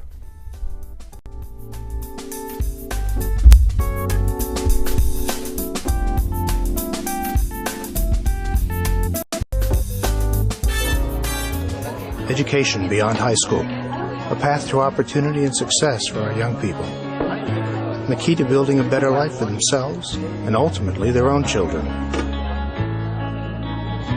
But for many, all this is only a dream, because the challenge of paying for education beyond high school seems to put this opportunity out of reach. But there is an organization that can help. Each year we award $80 billion in grants, low-interest loans, and work-study to students in colleges, trade schools, and professional schools. We are federal student aid, part of the U.S. Department of Education. You can learn more by logging on to federalstudentAid.ed.gov. We may be able to help you realize your dreams, so don't get left behind. After all, the most costly education is the one not begun. Federal Student Aid. Start here, go further. Jeff, I'm home. Hey, Mom. So, what did you do today? I noticed the dishes are still in the sink. I've been busy. Getting your taxes done like we talked about? Oh, I got my friend Dave on that. Hey, he's only charging $20. Not Dave from your high school class who graduated 3 years late. Yeah, he's good with numbers. Won our fantasy football league last year. Jeff, I can't believe you would actually take your... Kidding, Mom. I took all my paperwork over to that preparer just like you recommended. Using a paid tax preparer this year? Visit irs.gov for some do's and don'ts. Like look for a preparer who has a preparer tax ID number and signs your return. Check out their qualifications and review your tax return before you sign it. Oh, Jeff, why do you do this to me? Mom, you're just so easy. irs.gov. It's the best tax tip of all. Welcome back. Take Action News, Hour 2 here. I'm Karl Frisch. All weekend, more about me at karlfrisch.com. That's KarlFrisch.com. Sign up for my email list and connect with me on Facebook and Twitter and all the other social media that you can possibly imagine at Karl Frisch. Don't forget to connect with the show at takeactionnews.com. If you've been following the Supreme Court, like I have, and I hope you are, some big news this week. The Supreme Court voted 5-4 on Tuesday to deny an emergency petition requesting that it block a restrictive Texas law that requires doctors performing abortions to have admitting privileges at a nearby hospital. This is the law that was passed over gubernatorial candidate Wendy Davis's 11-hour filibuster, you'll all recall from earlier this year. The court's ruling will effectively leave 24 counties in the Rio Grande Valley without abortion clinics, substantially reducing access to safe abortions across the state. State officials will tell you that there are much more modest impact on abortion access and will ultimately improve public health. Joining me now to discuss this aggressively anti-choice law is Jessica Mason-Pilko, senior legal analyst at RH Reality Tech. Jessica, thanks for joining us. Thanks so much for having me back. Great to be here. Absolutely. And of course, you can follow her at Hege Mommy on Twitter. So walk us through this, because, the initial stories that I saw coming out was that the Supreme Court had actually said that, they're not going to take this case, which means that everything's fine. That's not exactly what happened, right? Right. Well, so let's go back to the beginning of the legal battle here, because I think that really helps. It has a lot more to do with the Fifth Circuit. Yeah, absolutely. So there was a legal challenge filed to only a small portion of HB2, this massive anti-abortion law that has a whole bunch of provisions in it, among them the admitting privileges provision. The lower court had a trial, lasted 3 days, heard a whole bunch of evidence, and ruled that the admitting privileges portion of that law was unconstitutional. As part of that ruling, it issued an injunction that blocks the state of Texas from enforcing that law. The injunction is pretty routine when you have a ruling of unconstitutionality like we had after the trial court. Immediately, Texas Attorney General appealed, and as part of that appeal, not just to the decision... And the Attorney General, by the way, is the man that's going to be facing off against Wendy Davis in the governor's race. Likely, yes. I mean, this is and a long-term anti-abortion activist. Right. I mean, this is Greg Abbott is no friend to reproductive rights. Right. So he files the state of Texas files an appeal, and as part of that appeal, asks for emergency relief, which is to lift this injunction. So what lifting the injunction does is allows the state of Texas to move forward with enforcing a law that a court has declared unconstitutional, while the appeals process of that declaration of unconstitutionality moves forward. So it's really upside down. Then reproductive rights advocates appealed that decision to the Supreme Court and said, please, this is an emergency. We've got a ruling where a lower court has said the law is unconstitutional. The Fifth Circuit has said, well, that's nice, but we're going to let the state of Texas enforce it anyway. And in the interim, clinics are going to close, and pregnant people who need access to reproductive health care are going to be left without any. And the Supreme Court declined to step in. They basically said, well, it's not our fight right now. Right, sending it back to the Fifth Circuit. Yes. So in January, the Fifth Circuit will hear arguments on whether or not the lower court was wrong when they held that portion of the bill unconstitutional. And in the meantime, the state of Texas gets to enforce the admitting privileges portion of the law, which means clinics are closing. People who had appointments have had them canceled. Those who were already far from clinics may now be even further. I mean, we're talking about a real public health human rights crisis that's unfolding in the state. Well, and explain to me how this law will realistically impact Texas women. Well, so the requirement is that any physician who performs abortion must have hospital admitting privileges at a nearby hospital. And the argument was that this is for patient safety. 3 days worth of evidence showed that that's just not the case. And in part because the decision to grant or deny admitting privileges to a hospital is the factors vary widely on why a hospital would or would not grant admitting privileges to a particular doctor. So there's that consideration. And a religious hospital might deny admitting privileges to a doctor they know performs abortions.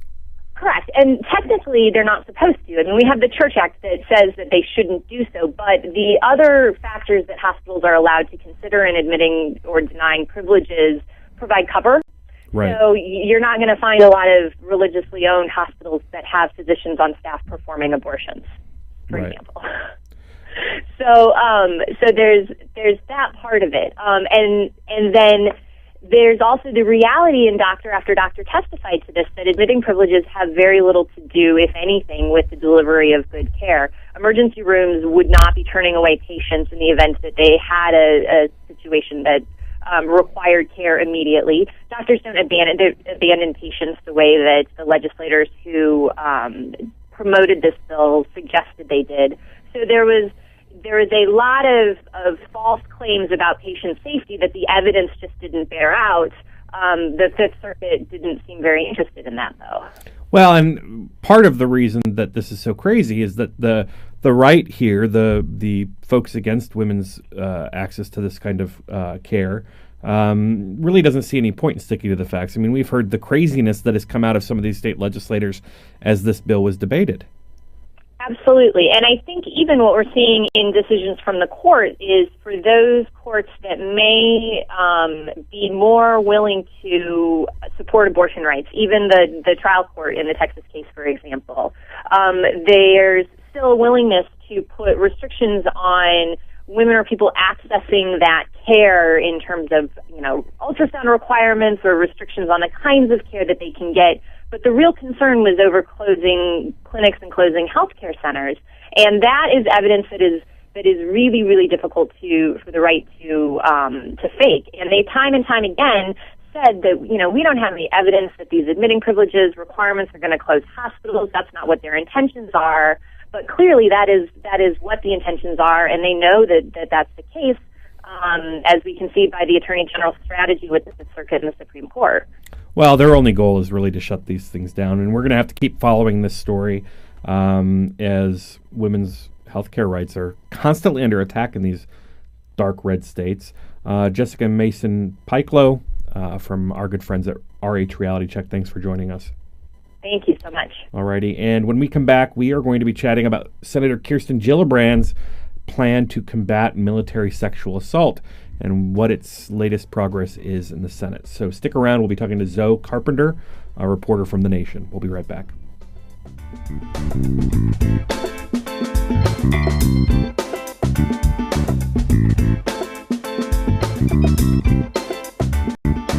Our children are exposed to violence every day in their neighborhoods, in their schools, even in their own homes. Exposure to violence can have a devastating and lifelong impact. Through community action and leadership at the national level, we're identifying the children who need our help. I'm Attorney General Eric Holder, and I'm asking those of you who have a role in a child's life to take action. Through your attention and early intervention, we can help children in need to heal, to thrive. Together, we can change their lives and their futures. Join the Justice Department in defending childhood. 100% success rate in modifying free consultations at 2%. Does this sound familiar? If you're in need of assistance with your mortgage, be careful where you turn for help. Loan modification scammers will offer deals too good to be true. Learn the signs so your life won't be turned upside down. Know it, avoid it, report it. For more information or to report a scam, call 1-888-9950 or visit HUD.gov/prevent-loan-scams. As a National Guard or Reserve member, you served your country. Now let VA serve you. I wouldn't be here today as a successful woman without the help that I received. Your VA honors your service by providing a wide range of veterans benefits.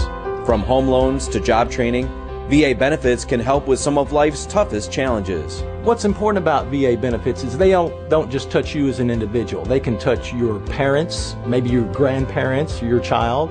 Go to benefits.va.gov/Guard Reserve to learn more, including how to apply online using e-benefits. I just finished a master's degree recently, and now I'm working on another degree as well. So the military made that all possible. My veterans benefits made that all possible. No matter what the time is, apply for your benefits. You earn them. VA is waiting to help you. Achieve your next mission. Learn about and apply for your VA benefits today. Friends, David Shuster here, and all of us at We Act Radio are so proud of our neighbors here in Southeast D.C., especially one of our partners, the Ark. The Ark is at 1901 Mississippi Avenue Southeast. It's the home to some of Washington's best, including the Washington Ballet, the Levine School of Music, Boys and Girls Club, and the Children's Health Project. All provide a number of programs and services within the very same facility. The Ark is also home to the Ark Theater, the only theater east of the river, which hosts a variety of dance, music, and theatrical shows each year. Almost everything you could want is at the Ark, so stop by and see them. The Ark, 1901 Mississippi Avenue in Southeast. For more information, visit the Ark's website, www.thearkdc.org, or call 202-889-5901. The Arc, part of Southeast D.C. We Act Radio is a very proud partner of the Start at Westminster, a harm reduction, prevention, and awareness initiative sponsored by the Westminster Presbyterian Church right here in D.C. START stands for Syringe, Treatment, Advocacy, Resources, Training. These are the core elements of the harm reduction philosophy at START. The goal of this program is to reduce transmissions of HIV, hepatitis, and other bloodborne infectious diseases by empowering those at risk of infection with the tools, resources, and referrals they need to take charge of their health. Over the past year, the Start at Westminster tested over 1,600 people, and they're averaging about 150 tests each month. And of course, with the proper funding, that number could go even higher. For more information on this terrific program, go to www.startatwestminster.org. Or visit the Westminster Presbyterian Church, 400 I Street Southwest, right here in Washington, D.C.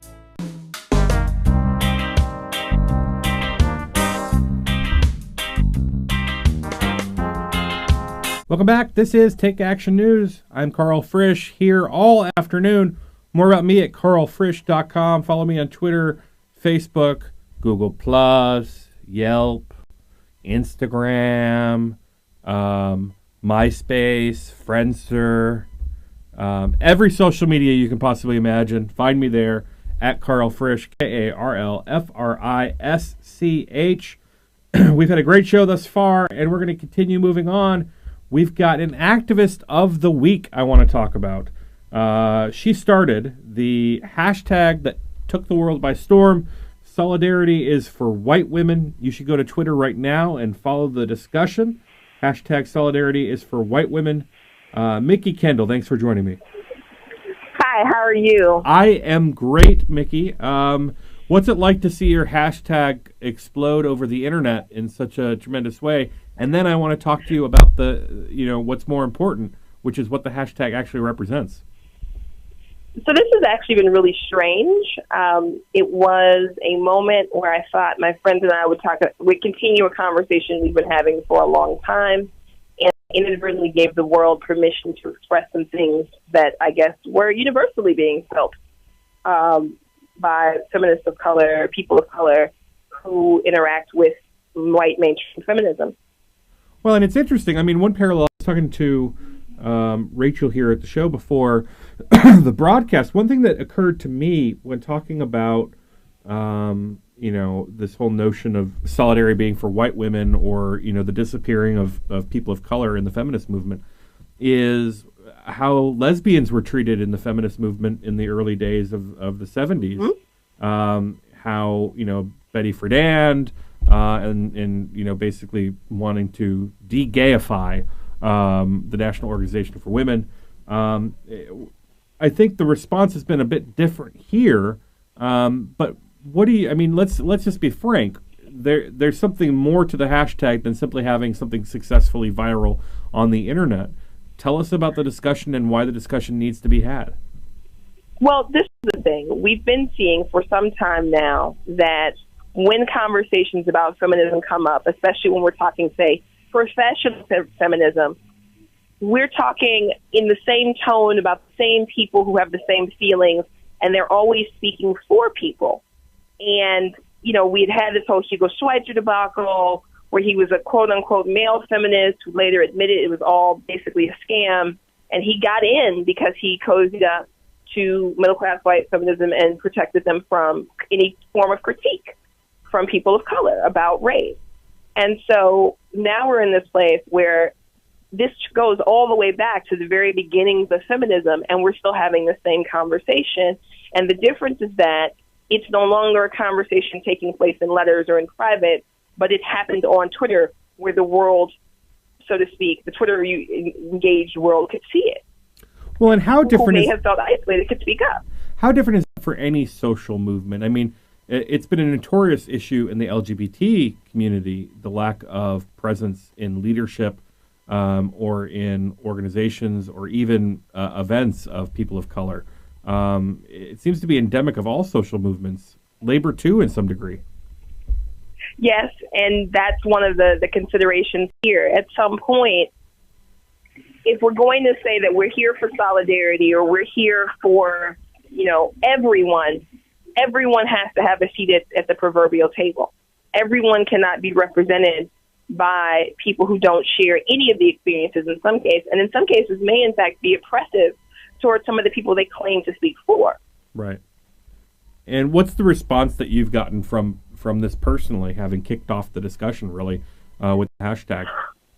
So it's been both good and bad. There's a lot of media attention. There's a lot of willingness to listen to what I have to say. There are a lot of the people who are very angry by the same token, who are saying, well, this just divides us. This is a problem. You should have approached it a better way. You should have been nicer. You should have been whatever. As if the discussion as if the discussion and not the act is divisive.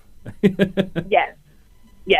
And they really want that discussion to take place in ways that are not in public. Well, and isn't that the point? Really? Like showing that you want to control the conversation is just another example of the problem in general. Well, that was sort of my response. Actually, that was actually my response was that if you can't have this conversation, you're not going to have this conversation anytime soon. This is a problem. It's not a conversation for you to dictate or you to control. This is the platform we're all on. Well, and of course, this is not to say that mainstream feminism is all wrong. I think one of the things that that's great about social movements is that there is a degree of introspection, that we can have these discussions. I mean, if we don't have these discussions, nothing changes, right? And there's nothing less provocative or engaging or worthwhile than a social movement that shows no ability to shift or change. They don't succeed. Well, and that's one of the things, because this is not an indictment of all white women or of all white feminists. This is literally an indictment of a structural system that is in place that supports the erasure, that supports the silencing. It's great to talk about reproductive justice, but reproductive justice has to be about more than abortion. Right. It has to be about whether or not a trans person is going to be forced to be sterilized before they transition, whether or not a woman who is poor is going to be able to keep her children, or poverty is going to be used as an excuse to take her kids from her. It's about the right to be a parent, the right to choose not to be a parent. It's a lot of things. And that perspective won't be reflected unless you're listening to the people who are not just fighting, say, for the right to have access to abortion, but who are also fighting for the right to parent. Right. Well, and it just as a gay man, I mean, I think of the argument that we have over marriage equality when some people are just losing their jobs for being gay. I mean, there's such a broad conversation in any social movement that has to be taken into consideration, because the worries and fears that one person has can be so different from what somebody else is experiencing in another place, let alone entire socioeconomic groups or genders or ethnicities or degrees of sexuality. So, Mickey, people can follow you on Twitter. How do they find you? They can find me at Karnythia, KARNYTHIA, or at Mickey Kendall, which is my other account that I barely use, but it gives you a link to the one that I really do use. And what do you hope? We've got like a minute left. What do you hope happens as a result of this conversation? I want the conversation to continue. I don't want this to be a one-off moment where everyone expresses their frustration and we go back to business as usual. Nor do I want us to wallow in the guilt or the remorse or the anger. I want us to keep moving forward, because in order for this to work, everybody's got to take their lumps. Everybody's got to have that conversation. It's going to be painful, but it should also be honest. It's painful, but it's not permanent. I mean, the only way that you can move forward, I mean, you're right. It can't be just taking the pin out of the cushion to relieve some pressure and then putting it back in for the pressure to build up again. It has to be something that systemically changes. Mickey Kendall, I want to thank you for inspiring this discussion with your hashtag. Solidarity is for white women, and I want to thank you for coming on Take Action News this afternoon. Thank you. You have a good day. All righty. Be sure to follow her on Twitter, and we'd love to know what you think. Use that hashtag, take part in the discussion. This is Take Action News all afternoon. I've been Karl Frisch. More about me at karlfrisch.com. You can follow me on Twitter and Facebook at Karl Frisch. And when we come back, we are going to talk to Dr. Digipol, Alan Rosenblatt. You won't want to miss it, so stick around. Sergeant Michelle Garcia served meritoriously in Iraq and has the medals to prove it. Soon after leaving the Navy, Lieutenant Chris Scott found a job, a home, and started a family of his own. Corpsman Richard Stokely took the skills he learned in Vietnam and put them to good use as a paramedic. But soon after leaving the military, each of these veterans fell on hard times and faced homelessness. Even after Michelle lost all her savings, even after Chris wasn't able to pay his mortgage, and even after Richard battled alcoholism for years, they each reached out for help when they needed it most. A simple phone call put them in touch with a trained professional from the Department of Veterans Affairs. That call got Michelle a place to stay until she could afford one of her own, put Chris in touch with employment assistance, and found Richard a substance abuse program. These veterans are success stories not only for how they were able to help others while serving their country, but for how they were able to let others help them. If you know of or are a veteran in need, make the call.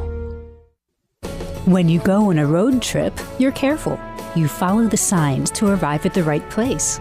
It's the same online. Read the internet signs along the way, or you may be led astray. For example, look for the .gov at the end of the web address. If it isn't .gov, it isn't the real Social Security website. People are often victimized by misleading advertisers who use terms like Social Security or Medicare to trick the public. These companies charge a fee for free Social Security services. These services include changing your name and getting a new Social Security card. There's no need to pay for services Social Security offers for free. Go to www.socialsecurity.gov. And remember, if it isn't .gov, it isn't Social Security.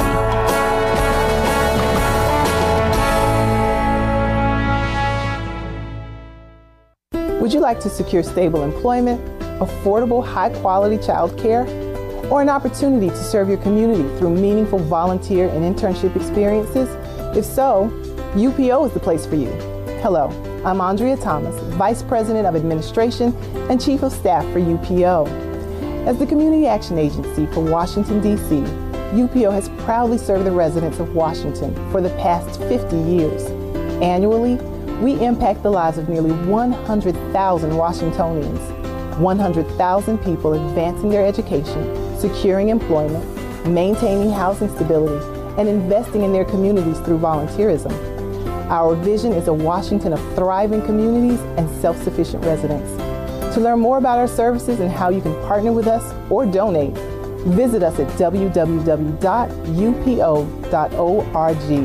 UPO, where we are uniting people with opportunities. Take Action News is proud to be sponsored by Healthcare for America Now. HCAN is a national coalition of more than 1,000 groups in 50 states, representing 30 million people. HCAN works to promote, defend, implement, and improve the Affordable Care Act at both the state and federal levels. They also try to protect Medicare and Medicaid, increase corporate accountability, and confront forces that seek to take away critical services. HCAN believes in creating jobs, not cutting programs people depend on. HCAN runs comprehensive issue campaigns that mobilize people at the grassroots and define the public debate. HCAN is fighting to protect, implement, and improve the new health care law through national and state-based legislative and regulatory campaigns built on grassroots action, public education, communications, policy analysis, and groundbreaking research. HCAN has become a respected voice and national leader on health care while continuing to focus on aggressive field activity. Support HCAN, Healthcare for America.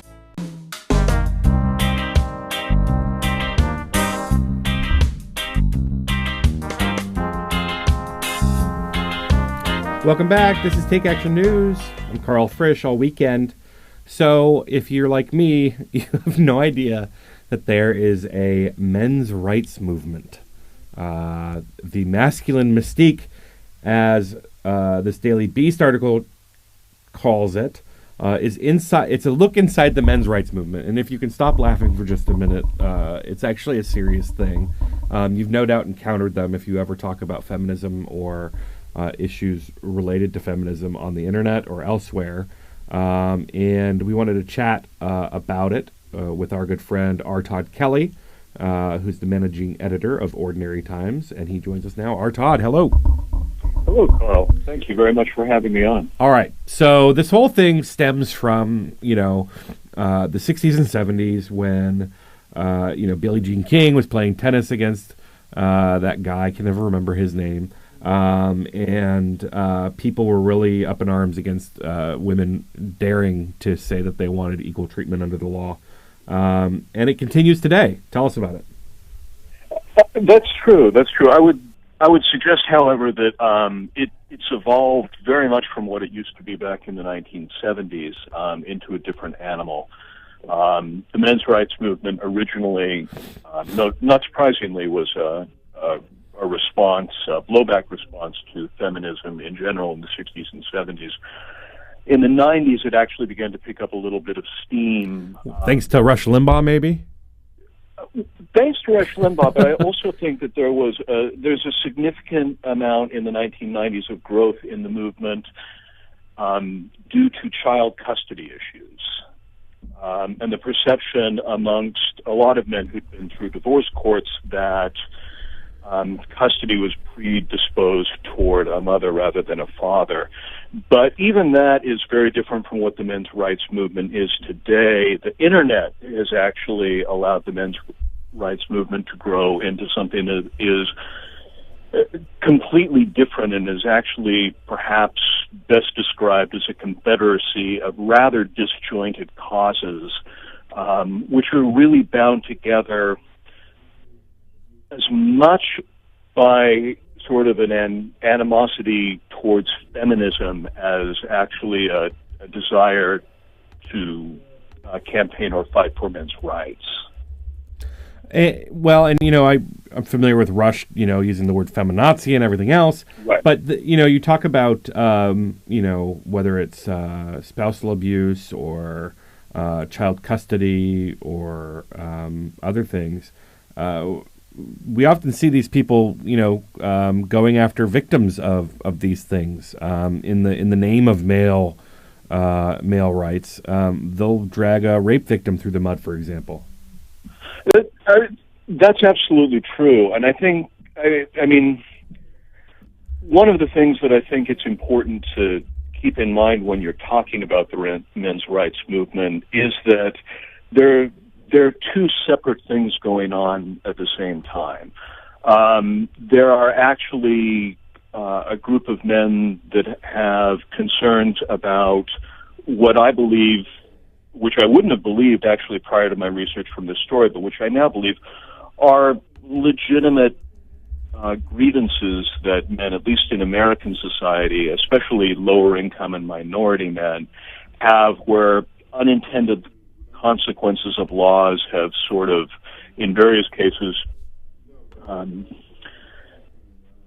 either victimized or reduced their civil rights. So there actually is there behind the men's rights movement. That being said, as I said before, a substantial amount of the movement, and certainly a great amount of its growth during the Internet period, doesn't come from those specific issues. It doesn't seem so much as hatred of feminism. There are a variety of instances where, sort of given the chance between stepping up to the plate and trying to produce some sort of working policy decisions that might help, say, for example, men who are victims of spousal abuse, whether the abusers be other men or women, men or boys who are victims of sexual abuse, again, either by women or male assailants. But for whatever reason, the movement itself on the Internet can't seem to keep itself from going after women as opposed to helping men. And that, what you were mentioning is absolutely correct. Given the choice between stepping up for a man who's been victimized by a crime or coming down on a woman who's saying she was a victim of a crime, they seem to always choose to go after the woman who says she's been a victim. Well, and there was a recent example of that just last week. This guy named who goes by the name John Rambo from Crimes Against Fathers who basically said, there was this videotape of two co-eds having sex, and the woman says that she was too drunk to consent. And this guy, so-called AKA John Rambo from Crimes Against Fathers, identified the woman, supposedly. But it turns out the woman that he identified was not the woman in the video. And now this woman is getting tons of phone calls and hate mail from these supposed men's rights activists, even though she's, first of all, she's not the woman in the video. Second of all, what are they thinking to be sending hate mail and making hate phone calls to anybody who would be claiming to be a victim of rape? Yeah, and a lot of the people who I spoke with, who were sort of starters, at least on the internet, of the movement, are sort of quick to say those people have nothing to do with us, and yet it's I think one of the things that I said in the Daily Beast is if you grow a political movement primarily by calling women the B word, the C word, etc., you shouldn't be surprised if a great number of people join your movement simply because they like calling women the B word or the C word. Actually, there's an interesting example of what you're talking about. Shortly before I started research for the article, I don't know if you're aware of the story of Jimmy Savile from Great Britain. He's Great Britain's answer to Dick Clark. Big TV star, had a show that was similar to American Bandstand. And after he passed away, it turned out that he was a pedophile. And right, I have heard that. Right, his victims were both male and female, and some of them were young teens, but some of them were under 10 years of age. And it's an interesting note to see, because it sort of gives you a lab example for the men's rights movement of, here's somebody that did in fact abuse boys, who the system, because it turns out people did in fact know about him because he was a celebrity and been knighted, they hid it. So it was sort of, if you were a men's rights activist, it might be what you might be considered the perfect story that you want to shout from the mountaintops to say, look, we were right. But what happens within the men's rights movement for the most part is interesting, because 80% of the victims were female and not male. Most of the men's rights movement doesn't mention it at all, and those that do come down hard on critics of Savile. They're given the opportunity to either point the finger at somebody who abused boys and condemn him, or let him off the hook because women were also victimized. They chose to let him off the hook. Well, it reminds me a lot of the Tea Party movement's treatment of racists in their midst. Tea Party leaders exclaiming, "We're not all racists." Meanwhile, you go to the rallies, you go to the online websites that they frequent, and you just find a whole bunch of racism. Right, and I actually think that comparison is pretty on the nose. I would say that if there's a common denominator between the Tea Party and the men's rights movement, it's that each has so isolated themselves within a bubble where they get information from only certain sources, and any information that's outside of that sources is automatically labeled a lie, sort of regardless of where it comes from. And Mr. Kelly, I hate to cut you off there, but we do have to take off. Thankfully, they do keep themselves in this bubble, and they don't grow as a result because people are so horribly offended. R. Todd Kelly, read his piece at BuzzFeed. It's fantastic. The Masculine Mystique. We'll be back in just a minute.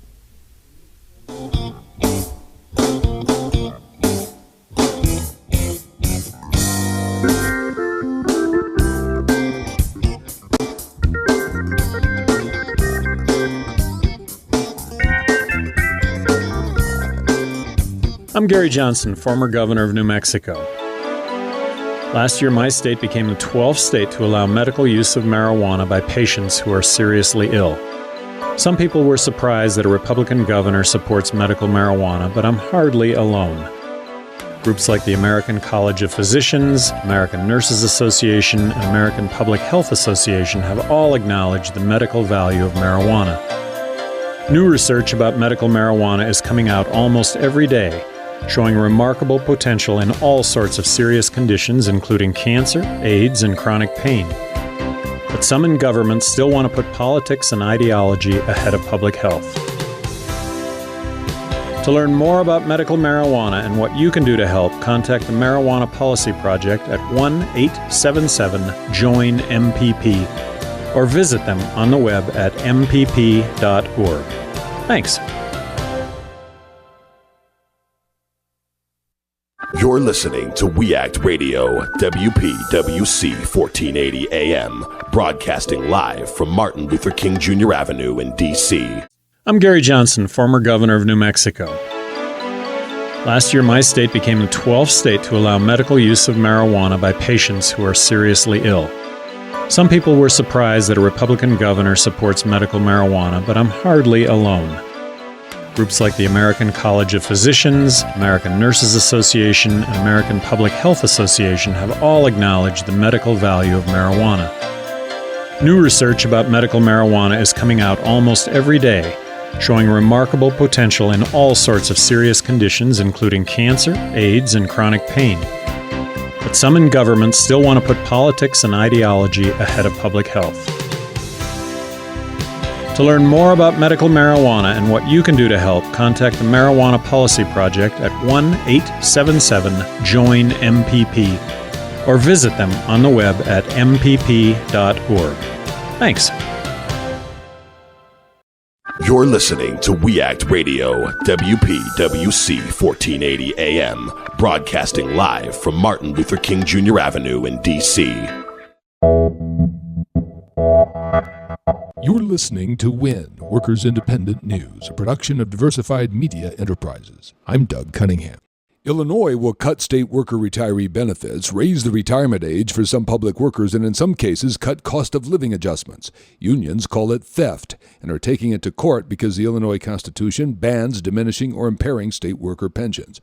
American Federation of Teachers President Randi Weingarten said political attacks on workers' hard-earned pensions are unconscionable. She says the bill should be vetoed by Governor Pat Quinn. Weingarten says the pensions bill in the legislature would rob working people of their life savings. Workers will get less in retirement while the state saves $90 to $100 billion over 3 decades.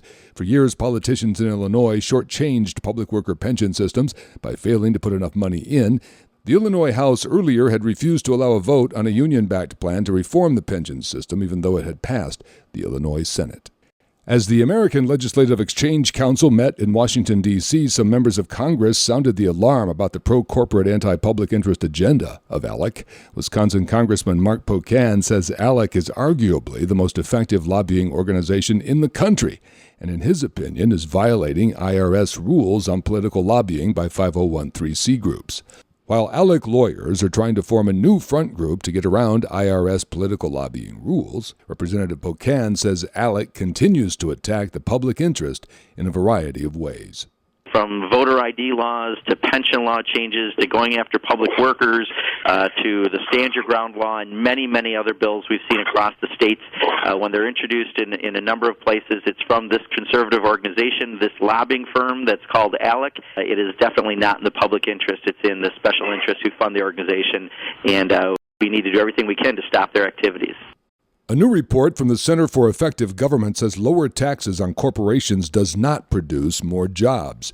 The report says the 30 corporations that paid the highest effective tax rates added 200,000 jobs to the U.S. economy during the past 5 years, while the 30 corporations with the lowest tax rates cut 50,000 jobs during the same period. American Federation of Government Employees President David Cox says this report could fundamentally change the shape of the budget debate in Washington. Cox says America faces a jobs crisis, not a budget crisis. AFG is calling for more revenues to prevent job cuts and to provide needed services. In 2012, U.S. corporations reported earning nearly $1.8 trillion in profits. If they had paid a 35% tax rate, revenue would have been $630 billion. But they paid a much lower average of 12.6% effective tax rate instead, yielding just $242 billion in revenue. You've been listening to WIN, Workers Independent News. For more information, visit laborradio.org. If you like these feisty pops of populism that Hightower zings out on the airwaves, check out the Hightower Lowdown. Jim's monthly newsletter provides the in-depth lowdown on what the greed heads of Wall Street and the boneheads of Washington are doing to us behind the scenes. With Hightower's saucy Texas humor and truth-telling populist perspective, the lowdown literally can lift you up. And get this, you can have the lowdown delivered to your mailbox or email each month for only $15 a year.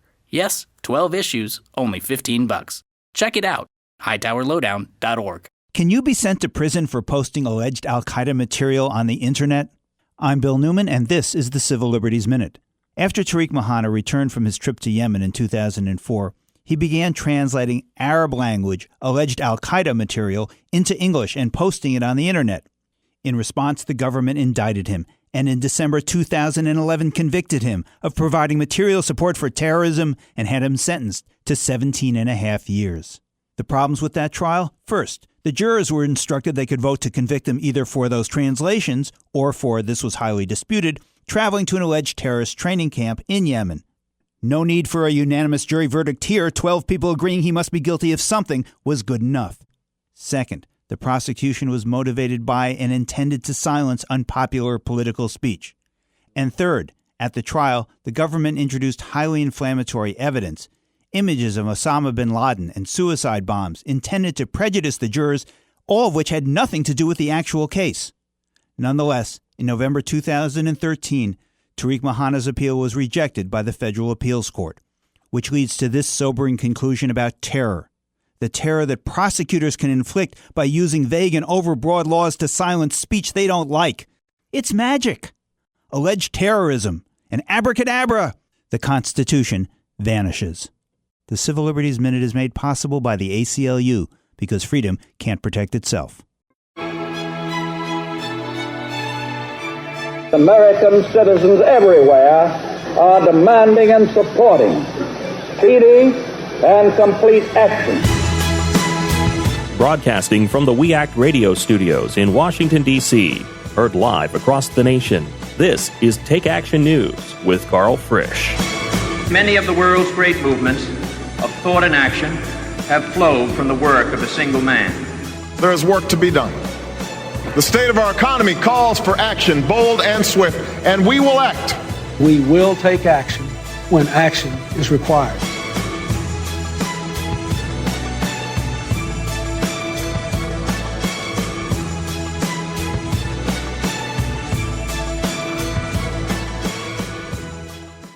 Welcome back to Take Action News. I'm Karl Frisch. You can follow me on Twitter and Facebook at Karl Frisch, and be sure to connect with the show at takeactionnews.com and on YouTube. This week, we've been talking about Obamacare and damaging anti-choice policies Republicans keep pursuing. For our third hour, I wanted to switch gears and look at the Employment Non-Discrimination Act that passed the Senate a few weeks ago. Speaker of the House John Boehner has resolutely refused to bring the bill to a vote, saying that its vague language would encourage frivolous employment lawsuits. Even though ENDA won't get an up or down vote it deserves, we need to remember why LGBT folks still very much need these protections. Up next, we'll take a listen to our chat with Get Equal co-director Heather Cronk, who joined us just after ENDA passed the Senate, which was a big victory. Later in the hour, you'll hear my interview with Alona Turner, legal director of the Transgender Law Center, about a victory against trans employment discrimination. Finally, I wanted to round out the show with our Labor Day discussion with the nation's Washington correspondent, John Nichols, in light of low-wage worker strikes across the country this fall, most recently targeting Walmart's horrendous labor practices on Black Friday. It's important to recall the uphill battle faced by American workers in this tough economy.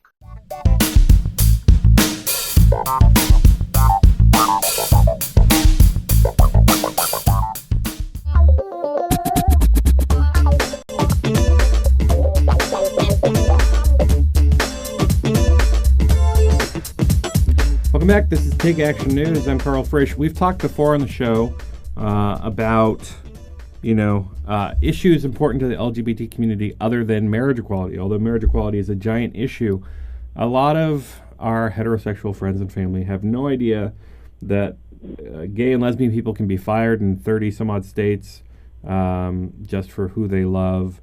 They can be denied housing and all sorts of other things, and that it's even worse for our trans brothers and sisters. Joining me to talk about a specific case involving trans workplace discrimination, in which a trans worker won $50,000 for workplace bias, is our good friend Alona Turner. She's the legal director at the Transgender Law Center. Alona, thanks for joining me. Yeah, thanks so much for having me. Absolutely. So, tell us about this case. Well, we were really thrilled to see the really high settlement that came out in this case, $50,000 for the transgender employee who was discriminated against. This case was filed by our colleagues at Lambda Legal. They helped this woman file an EEOC complaint after she was fired from her job at a grocery store basically immediately after coming out as transgender. She had been living as a woman pretty much full-time outside of work, but had been hiding who she was on the job. But when she finally got up the courage to tell her employer, "This is who I am. You've been seeing me as male, but I really am a woman, and it's important that I start presenting that way at work as well." Initially, they said, "Oh, that'll be fine. You don't have to worry about anything." But very shortly after she started actually coming to work presenting as female, she was unceremoniously fired, told that she was making other employees uncomfortable, and that this just wasn't going to work out for the grocery store as a business. They were concerned about basically customers and other employees being uncomfortable, and so let her go. But fortunately, she found her way to Lambda Legal's help desk, and they helped her file a complaint with the EEOC, the Federal Equal Employment Opportunity Commission, the agency that investigates and prosecutes cases under all the federal employment discrimination laws. And as a result of their investigation, the EEOC concluded that this employer had in fact discriminated against her because she is transgender, which the agency held has been holding for about a year now, that discrimination against people because they are transgender is a prohibited form of sex discrimination. And that was a big deal back in April of 2012 when the EEOC, the Equal Employment Opportunity Commission, issued basically a comprehensive ruling that gave transgender individuals sorely needed federal protections against discrimination in the workplace. Prior to that, a case like this might not have been possible. That's absolutely right, and we were incredibly honored to have been a part of that. The case that in which the EEOC made that ruling was Macy versus Holder, brought by my team at the Transgender Law Center on behalf of our client, Mia Macy, who had experienced actually a pretty similar set of facts to Corey McCreary in the most recent case.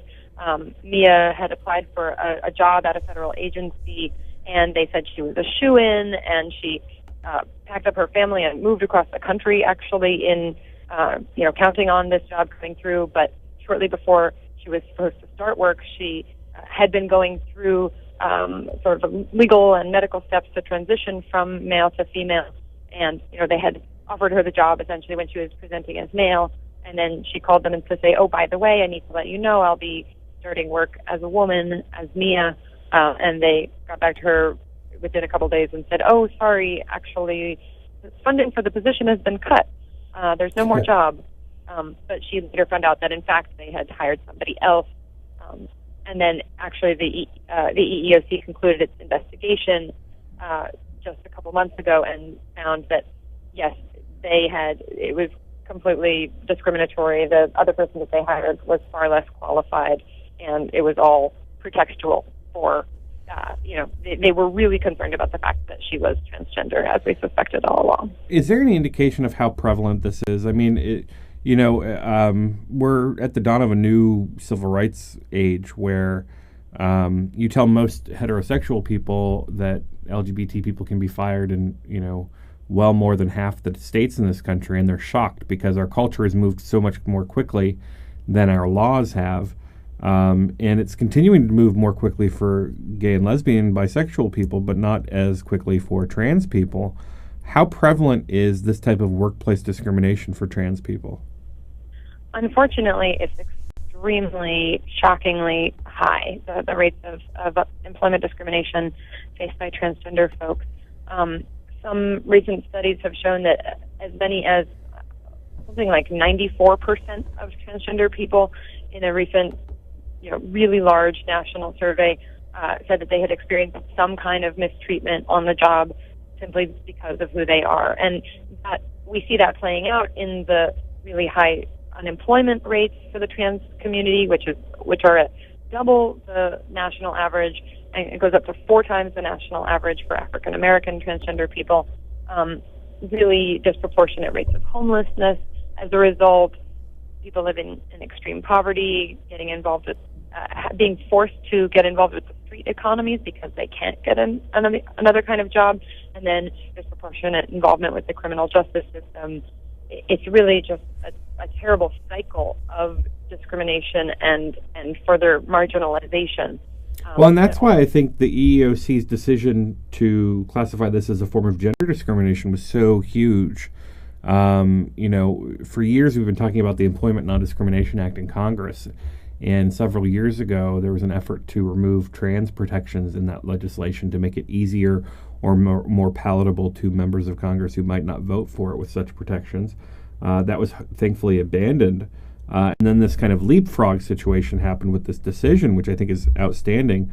And you're also beginning to see, more trans visibility, whether it's in shows like Orange is the New Black or a show from the year before, which I can't remember.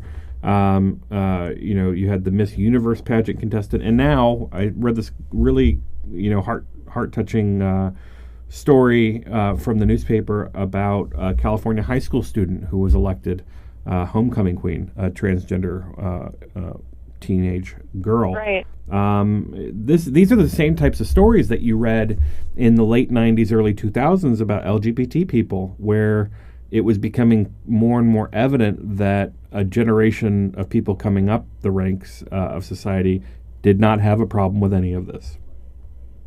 It's true. I think that in a lot of ways, the transgender rights movement is about 20 or so years behind where the lesbian and gay rights movement is in terms of, acceptance from the broader society and legal rights. But we are seeing really stunning advancements in recent years, and especially, as you mentioned, sort of leapfrogging. It is interesting and strikes some people as, ironic, really unusual that in the realm of employment protections, it is the case now, thanks to the EEOC ruling and a number of federal court rulings over the last 10 years, that it is very, very well clearly established that transgender folks are protected under federal employment discrimination laws, the laws like Title VII that prohibit sex discrimination on the job. But those same laws have not been so clearly extended to people who are fired for being lesbian, gay, or bisexual. So we certainly do still need ENDA both to firm things up and make it absolutely crystal. Well, we need this to stick in a new administration, too. Sure. And, as we see these things move along, are there other cases working their way through the pipelines? There are. There are a number of cases, that we're working on as we speak. I can't share too many details about those, but we have one that we're working on where a transgender woman who works in a restaurant was offered a promotion, but said that in order to accept that promotion, she would have to start dressing as male, even though she was hired as female. And in fact, when she first started the job, she was told that she should wear more makeup because they wanted the, waitresses and people working at the counter to meet a certain sort of appearance standard. But then they said in order to be a supervisor, you have to be a man and appear as a man. So absolutely confounding sometimes when you hear about these things. Really great news, though, in this case. A great resolution there. If you're just joining us, we've been talking to our good friend from the... I've completely misplaced your organization name. Can you... Transgender Law Thank you. The Transgender Law Center. Bay Area. That's right. And I want to thank you very much for joining us, Alana Turner. Thanks for talking with us about this important story. Yeah, thanks for bringing some attention to it. Absolutely. This is Take Action News. I'm Karl Frisch, and when we come back, we are going to talk to a man whose television ad in which he comes out to his Tea Party father. He's running for Congress. Carl Shortino will join us, and he's coming out to his father in this new ad, his Tea Party dad, but not in the way you might think. Stick around, and we'll chat with him after the break.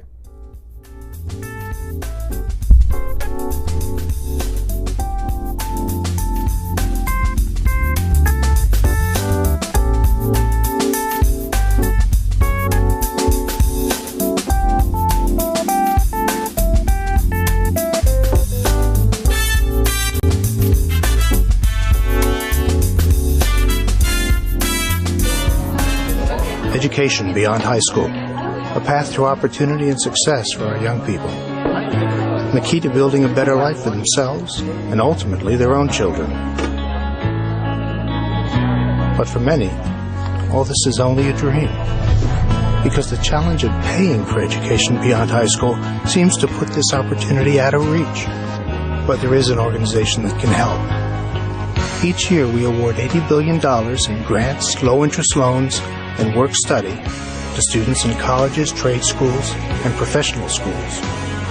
We are federal student aid, part of the U.S. Department of Education. You can learn more by logging on to federalstudentAid.ed.gov. We may be able to help you realize your dreams, so don't get left behind. After all, the most costly education is the one not begun. Federal Student Aid. Start here, go further. Jeff, I'm home. Hey, Mom. So, what did you do today? I noticed the dishes are still in the sink. I've been busy. Getting your taxes done like we talked about? Oh, I got my friend Dave on that. Hey, he's only charging $20. Not Dave from your high school class who graduated 3 years late. Yeah, he's good with numbers. Won our fantasy football league last year. Jeff, I can't believe you would actually take your... Kidding, Mom. I took all my paperwork over to that preparer just like you recommended. Using a paid tax preparer this year? Visit irs.gov for some do's and don'ts. Like look for a preparer who has a preparer tax ID number and signs your return. Check out their qualifications and review your tax return before you sign it. Oh, Jeff, why do you do this to me? Mom, you're just so easy. irs.gov. It's the best tax tip of all.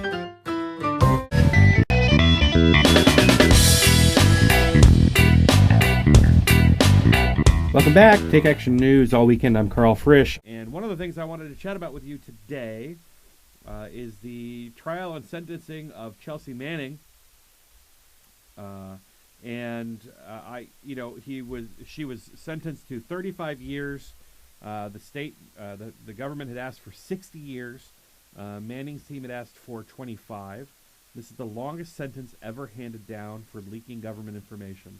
And I wanted to chat. There's some politics involved here about how the trans issue was deployed during sentencing, and the way it's been talked about during the trial and in the run-up to the trial. And I wanted to talk to Sasha Burchett, who's a lawyer at the Transgender Law Center.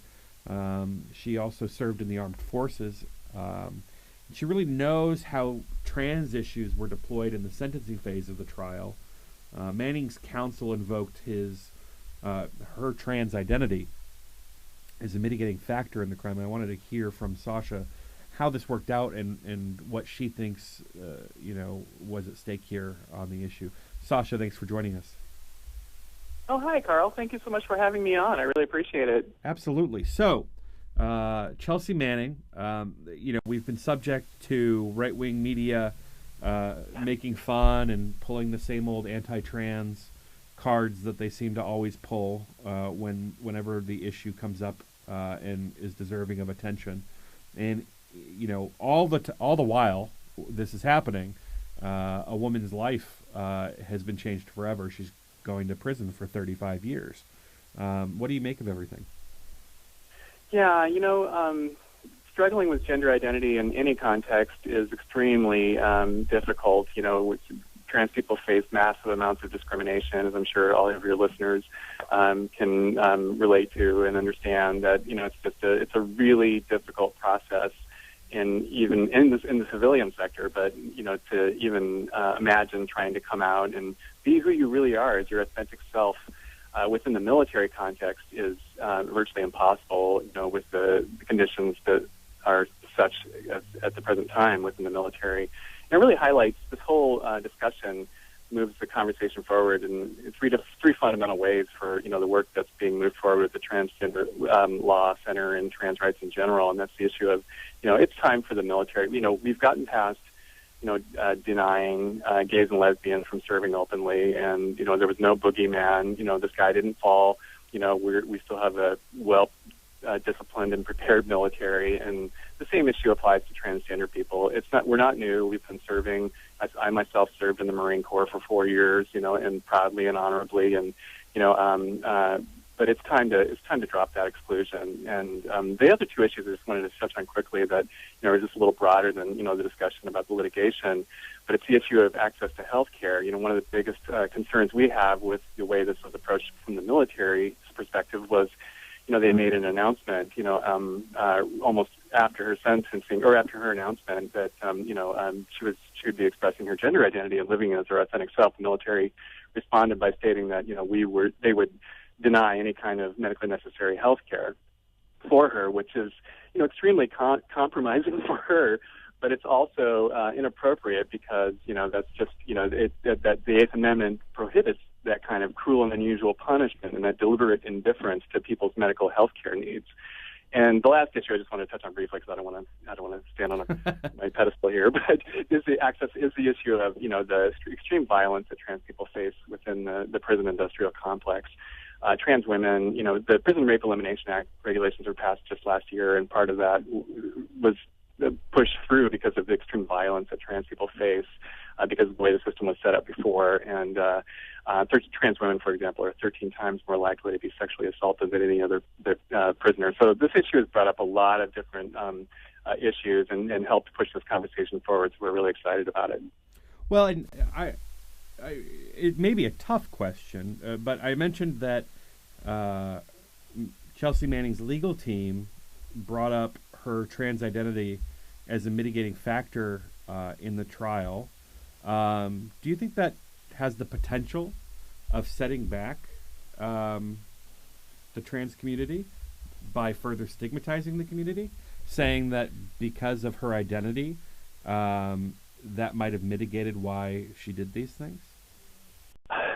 That's a really difficult question, and I can't, I can't really comment on that because I don't know her individual circumstances, and I haven't spent that kind of time looking through her medical records, and it's an individualized assessment that's made. It sounds like she was under great duress, and anybody that's going through a gender transition would be going through a similar emotional crisis. Whether that mitigates, probably heightened by being in the military too.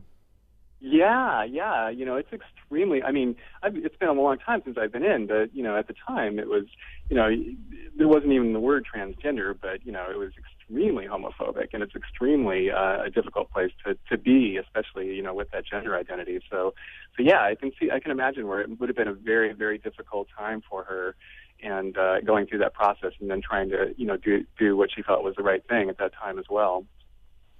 Well, do you think that the major trans organizations mobilized effectively around the issue or around the story?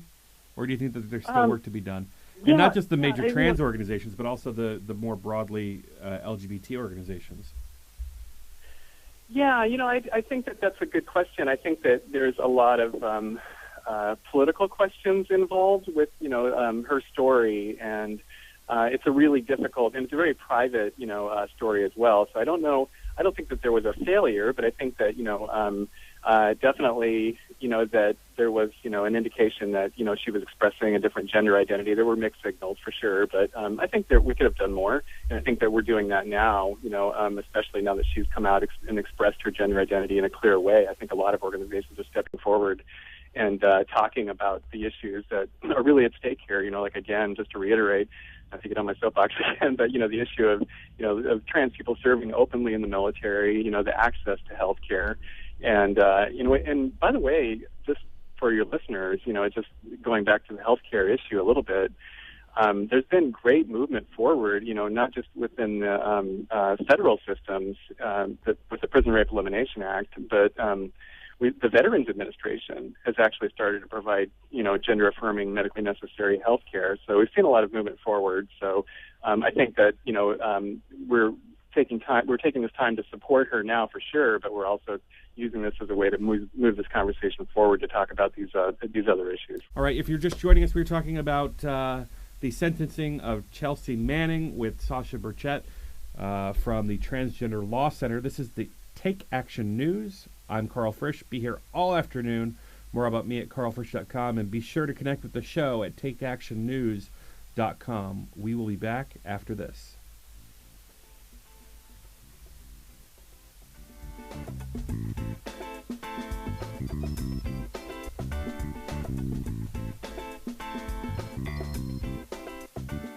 Our children are exposed to violence every day in their neighborhoods, in their schools, even in their own homes. Exposure to violence can have a devastating and lifelong impact.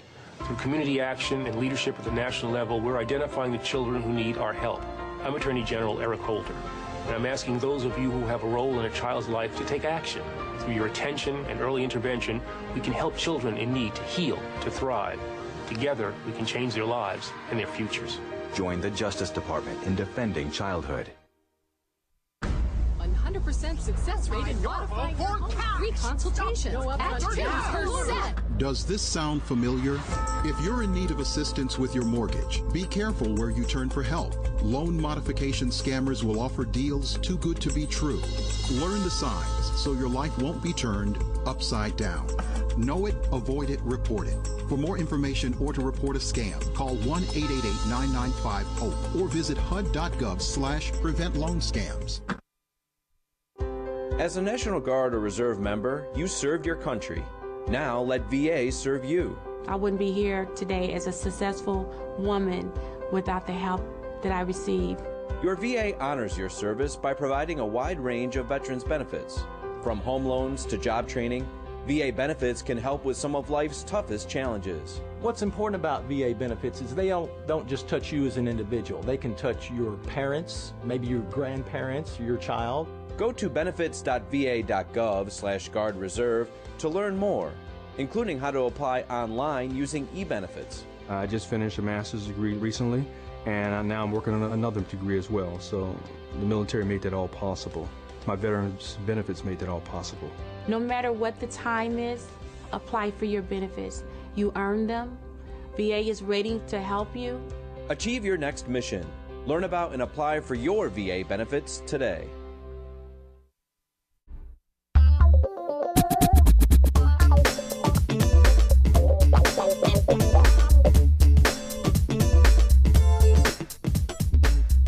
Welcome back. This is Take Action News. I'm Karl Frisch.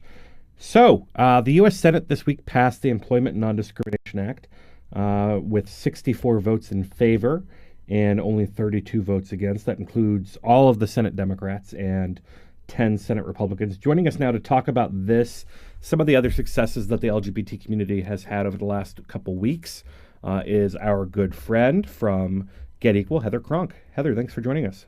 Hey, thanks, Karl. Thanks for having me. All right. So before we get into the good, I want to get into the bad.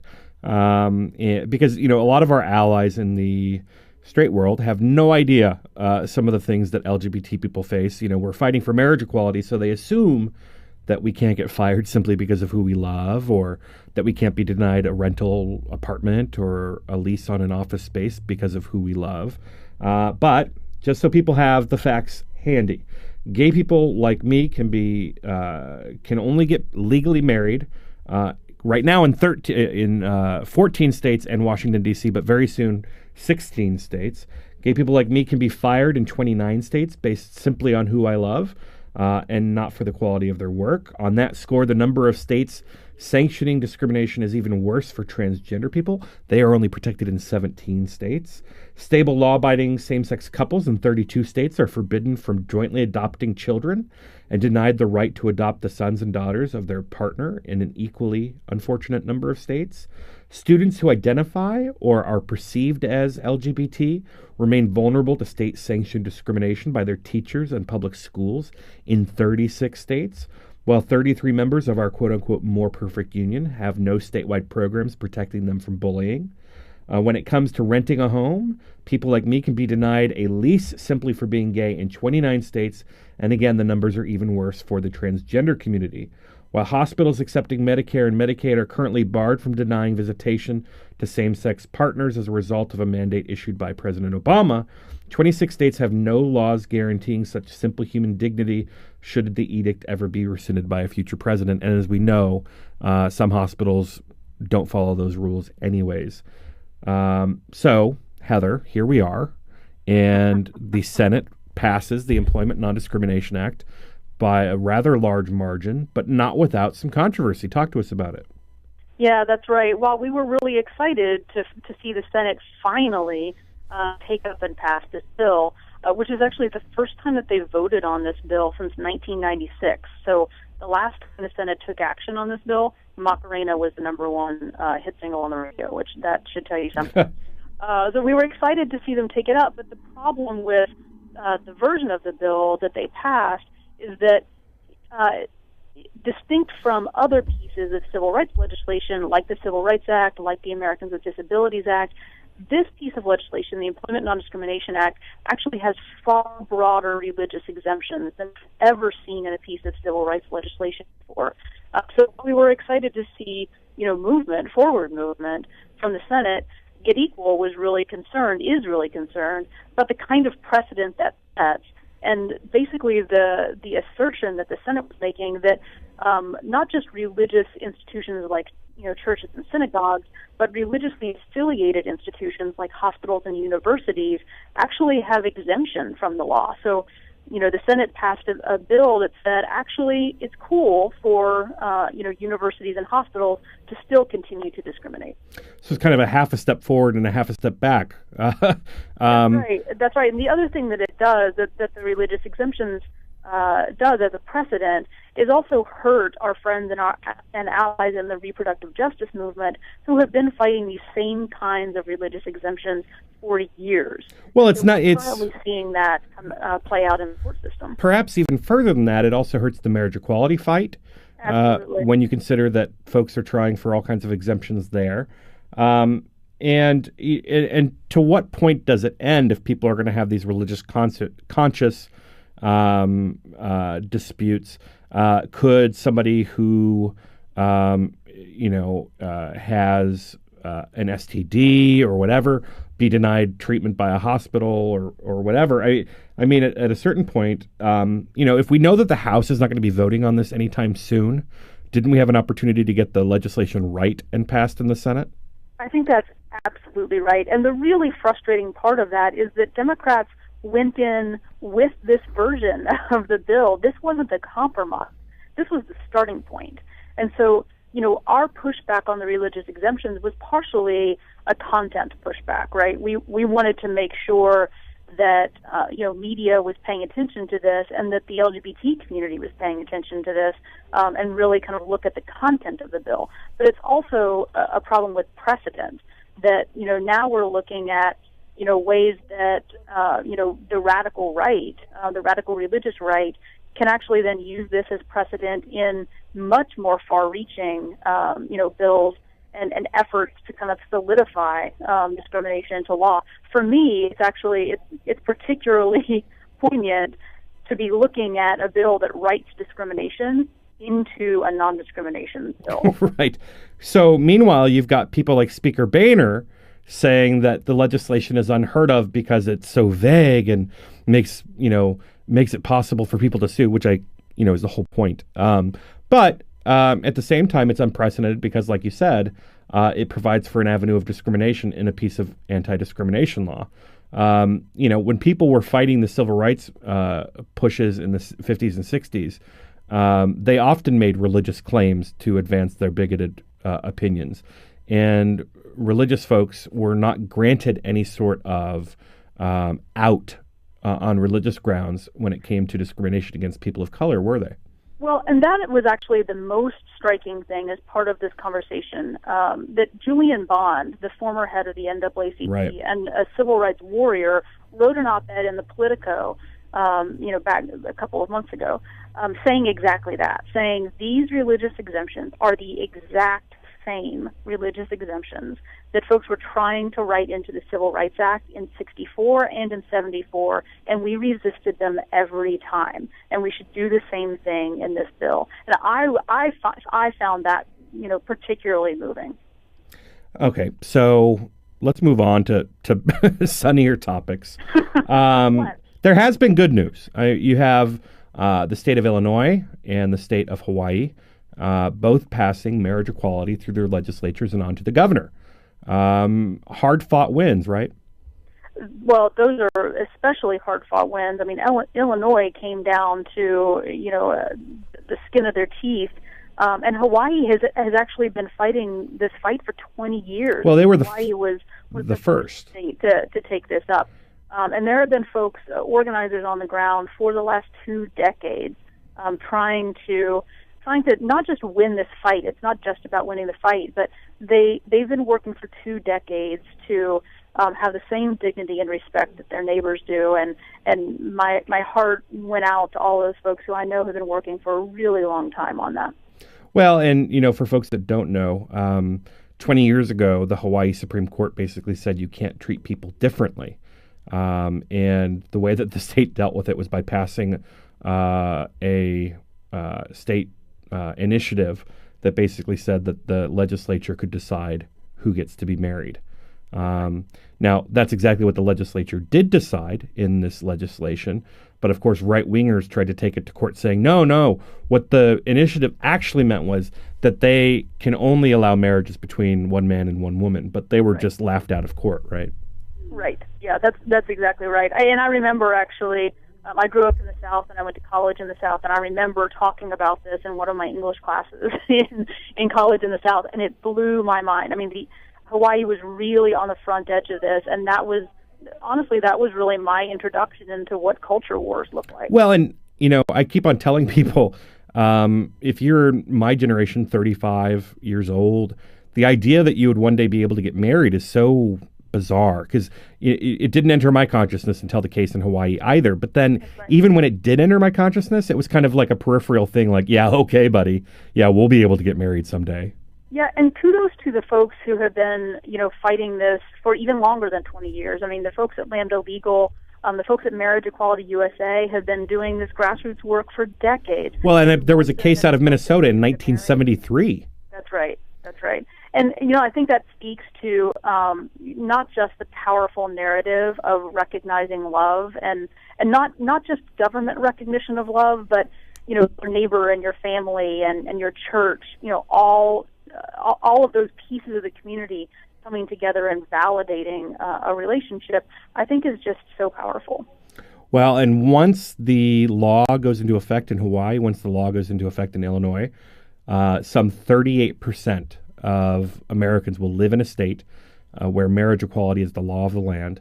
And now in Missouri, we have to go in just a minute, but in Missouri, the governor, Jay Nixon, has said that the state will begin to recognize same-sex marriages performed in other jurisdictions for the purposes of state income tax since ENDA has been struck, or since DOMA has been struck down. That's also big news. So we're getting to the point where culturally we've hit a tipping point, and things are going to be changing very quickly for some time. And it's actually the Missouri ruling is, talk about how this really impacts people. One of our friends and fellow organizers, Jimmy Grunder, and his partner, Paul Roark, just moved to Missouri about a year ago. They're literally getting married today, and that news came out yesterday. They went to Iowa to get married. They're going back to Missouri. This is going to change their lives. All righty. I think if anybody's listening out there, that they now know that marriage equality is moving forward yet again. The National Organization for Marriage is on its heels, but there's still a great deal of work to be done. just to emphasize the point. Gay and lesbian and bisexual people, or people that are even perceived to be lesbian, gay, or bisexual, can be fired in 29 states simply because of who they are or who they are perceived to be. Trans people can be fired are only protected from being fired in 17 states in this country. So we've got a lot of work to do. And hopefully, when we have a more amenable House of Representatives, we'll be able to get a clean end of bill through. Heather Kronk with the great folks at Get Equal. Thanks for joining us. And where can people visit you all online? Yeah, you can see us on our website at getequal.org. We're also on Facebook at Get Equal and Twitter at Get Equal. So definitely stop by and get involved. Alrighty. Thanks a lot, Heather. This is Take Action News. I'm Karl Frisch, and we'll be back in just a minute.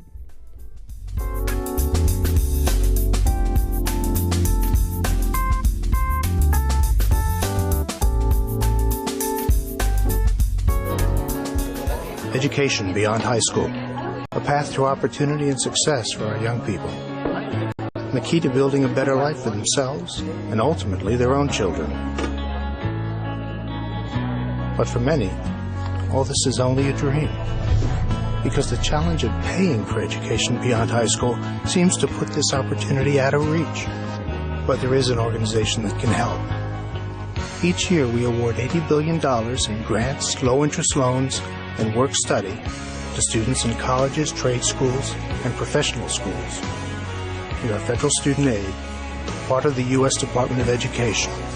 You can learn more by logging on to federalstudentaid.ed.gov. We may be able to help you realize your dreams, so don't get left behind.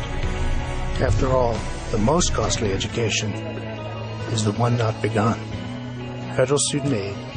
Start here, go further. Jeff, I'm home. Hey, Mom. So, what did you do today? I noticed the dishes are still in the sink. I've been busy. Getting your taxes done like we talked about? Oh, I got my friend Dave on that. Hey, he's only charging $20. Not Dave from your high school class who graduated 3 years late. Yeah, he's good with numbers. Won our fantasy football league last year. Jeff, I can't believe you would actually take your... Kidding, Mom. I took all my paperwork over to that preparer just like you recommended. Using a paid tax preparer this year? Visit irs.gov for some do's and don'ts. Like look for a preparer who has a preparer tax ID number and signs your return. Check out their qualifications and review your tax return before you sign it. Oh, Jeff, why do you do this to me? Mom, you're just so easy. irs.gov. It's the best tax tip of all.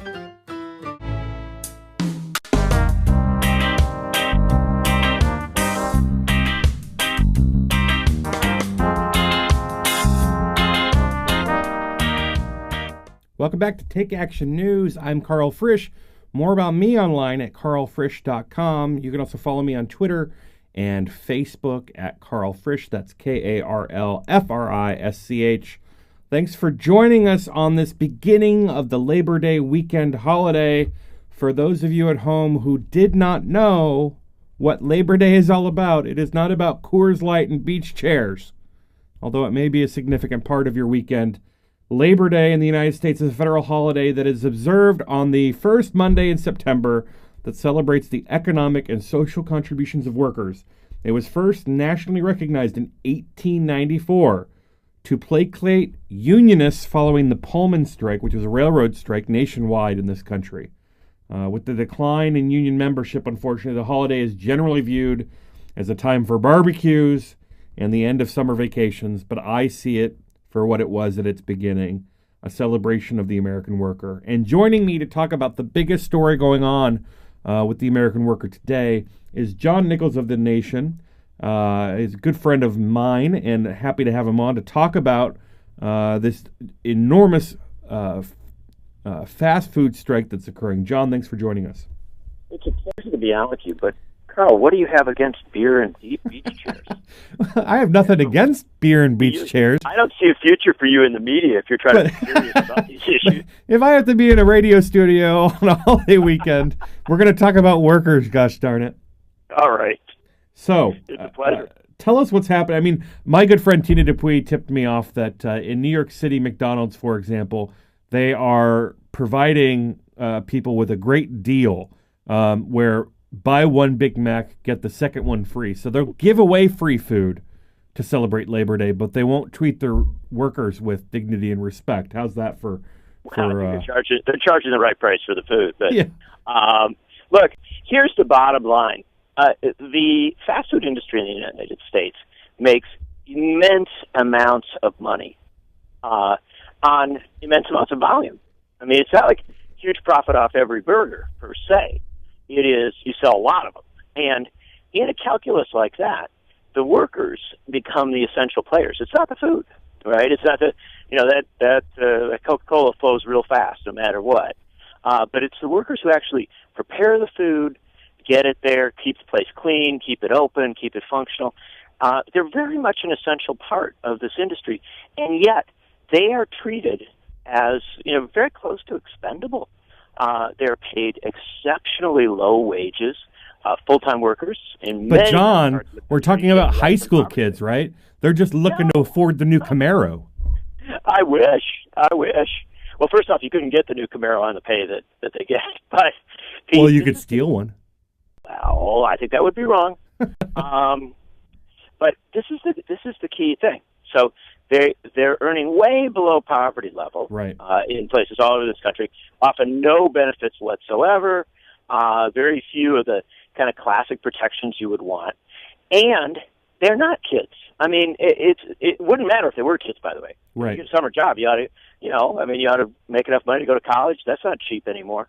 But the people working in fast food restaurants increasingly are adults, and they are adults with children. This is a very important thing to understand. In a stalled out economy, we've had a little bit of growth in the last few years, and there's, it's not as bad as it was when, Bush was finishing off and running us into a deep recession.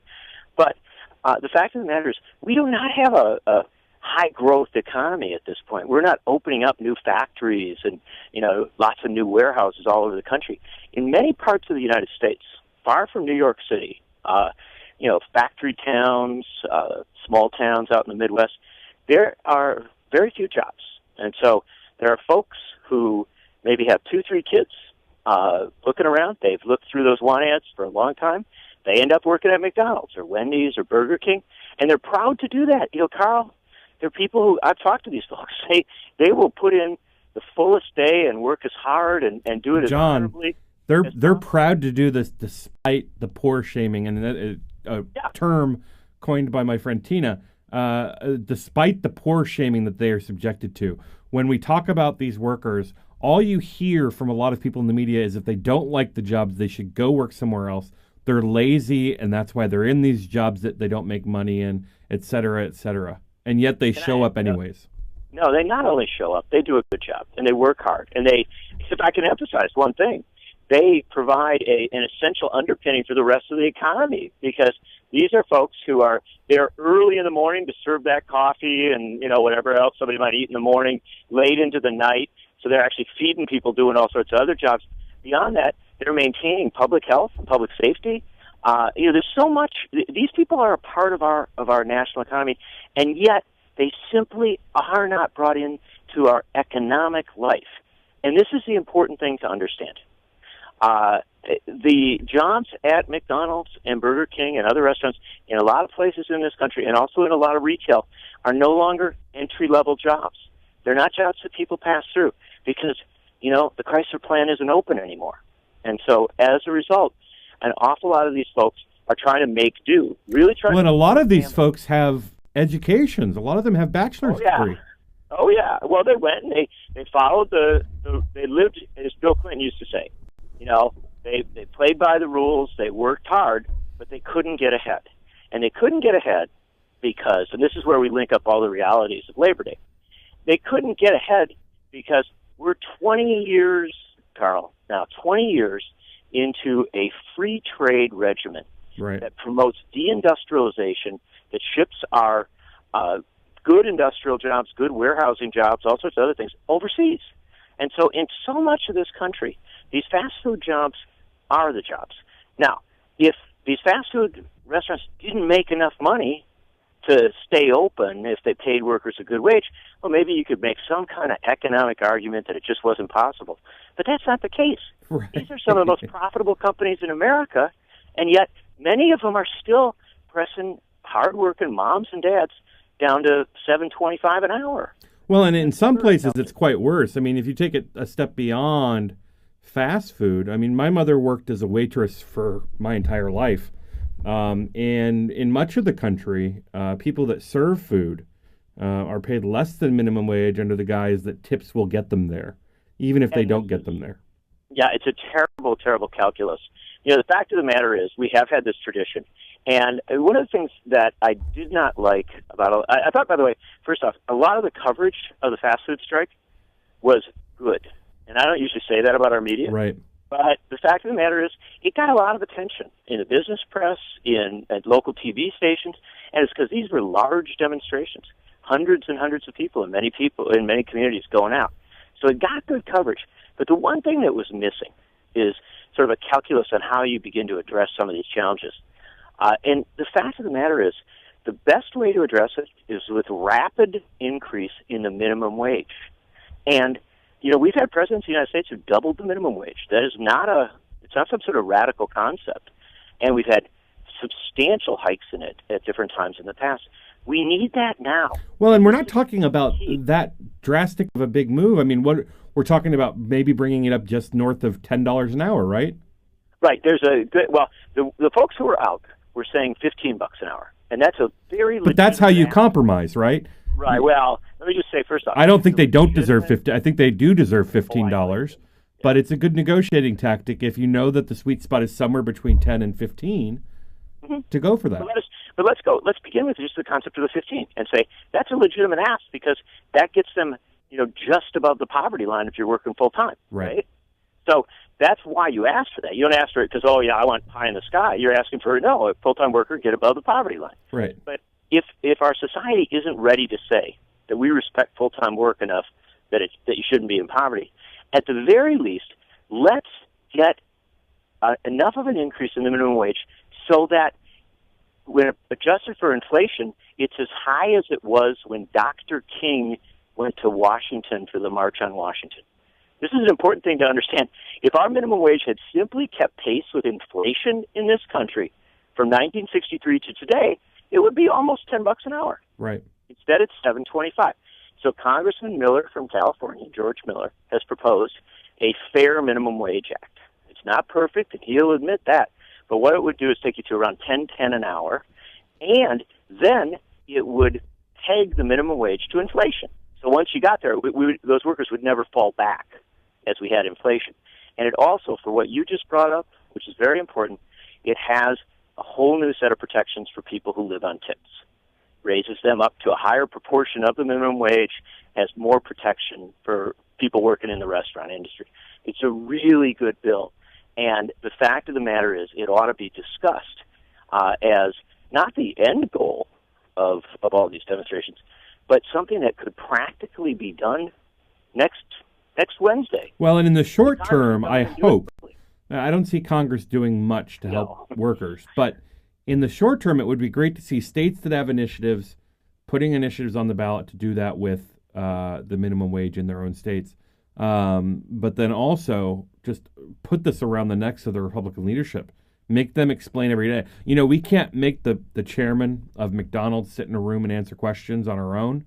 Members of Congress can. And if they won't do that, we should be asking the values proposition of the Republican leadership every single day. Why don't you think that McDonald's, which made, I don't know, what, $2 billion last year? $30 billion last year? They did fine. They did fine. Yeah, they did perfectly fine. Why won't they pay their workers a wage that they can afford to live off of? Well, and Carl, that's exactly right. And here's one of the great challenges we have. And don't tell me because you have to be competitive.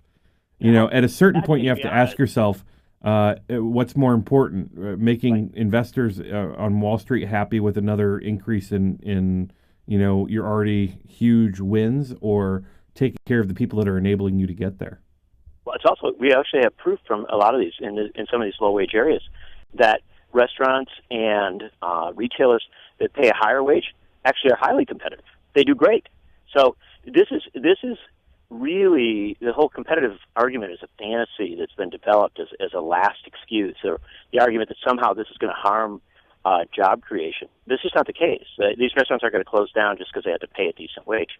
But here's a very important part of all this as well, because you're exactly right. Why don't we the people in communities across this country, states across this country, move to put the protections in, especially the minimum wage protections and general living wage protections? Well, there's a problem there. ALEC, the American Legislative Right. They're doing everything they can to stop us from doing that. I wish we had more time to talk about it, John, but we're coming to the end of this hour. John Nicholas from The Nation, excellent as always. Follow his work at thenation.com and follow him at Nichols Uprising. This is Take Action News, and we'll be back after this. Thank you. Well, that just about does it, folks. Thanks for joining us. I'm Karl Frisch, as always. More about me at karlfrisch.com, and don't forget to connect with the show at takeactionnews.com. Special thanks to Peter and Troy and Rachel on controls, and we'll be back with you next week with another great edition of Take Action News. I'm Gary Johnson, former governor of New Mexico. Last year, my state became the 12th state to allow medical use of marijuana by patients who are seriously ill. Some people were surprised that a Republican governor supports medical marijuana, but I'm hardly alone. Groups like the American College of Physicians, American Nurses Association, and American Public Health Association have all acknowledged the medical value of marijuana. New research about medical marijuana is coming out almost every day, showing remarkable potential in all sorts of serious conditions, including cancer, AIDS, and chronic pain. But some in government still want to put politics and ideology ahead of public health. To learn more about medical marijuana and what you can do to help, contact the Marijuana Policy Project at 1-877-JOIN-MPP or visit them on the web at mpp.org. Thanks. You're listening to We Act Radio, WPWC 1480 AM, broadcasting live from Martin Luther King Jr. Avenue in D.C.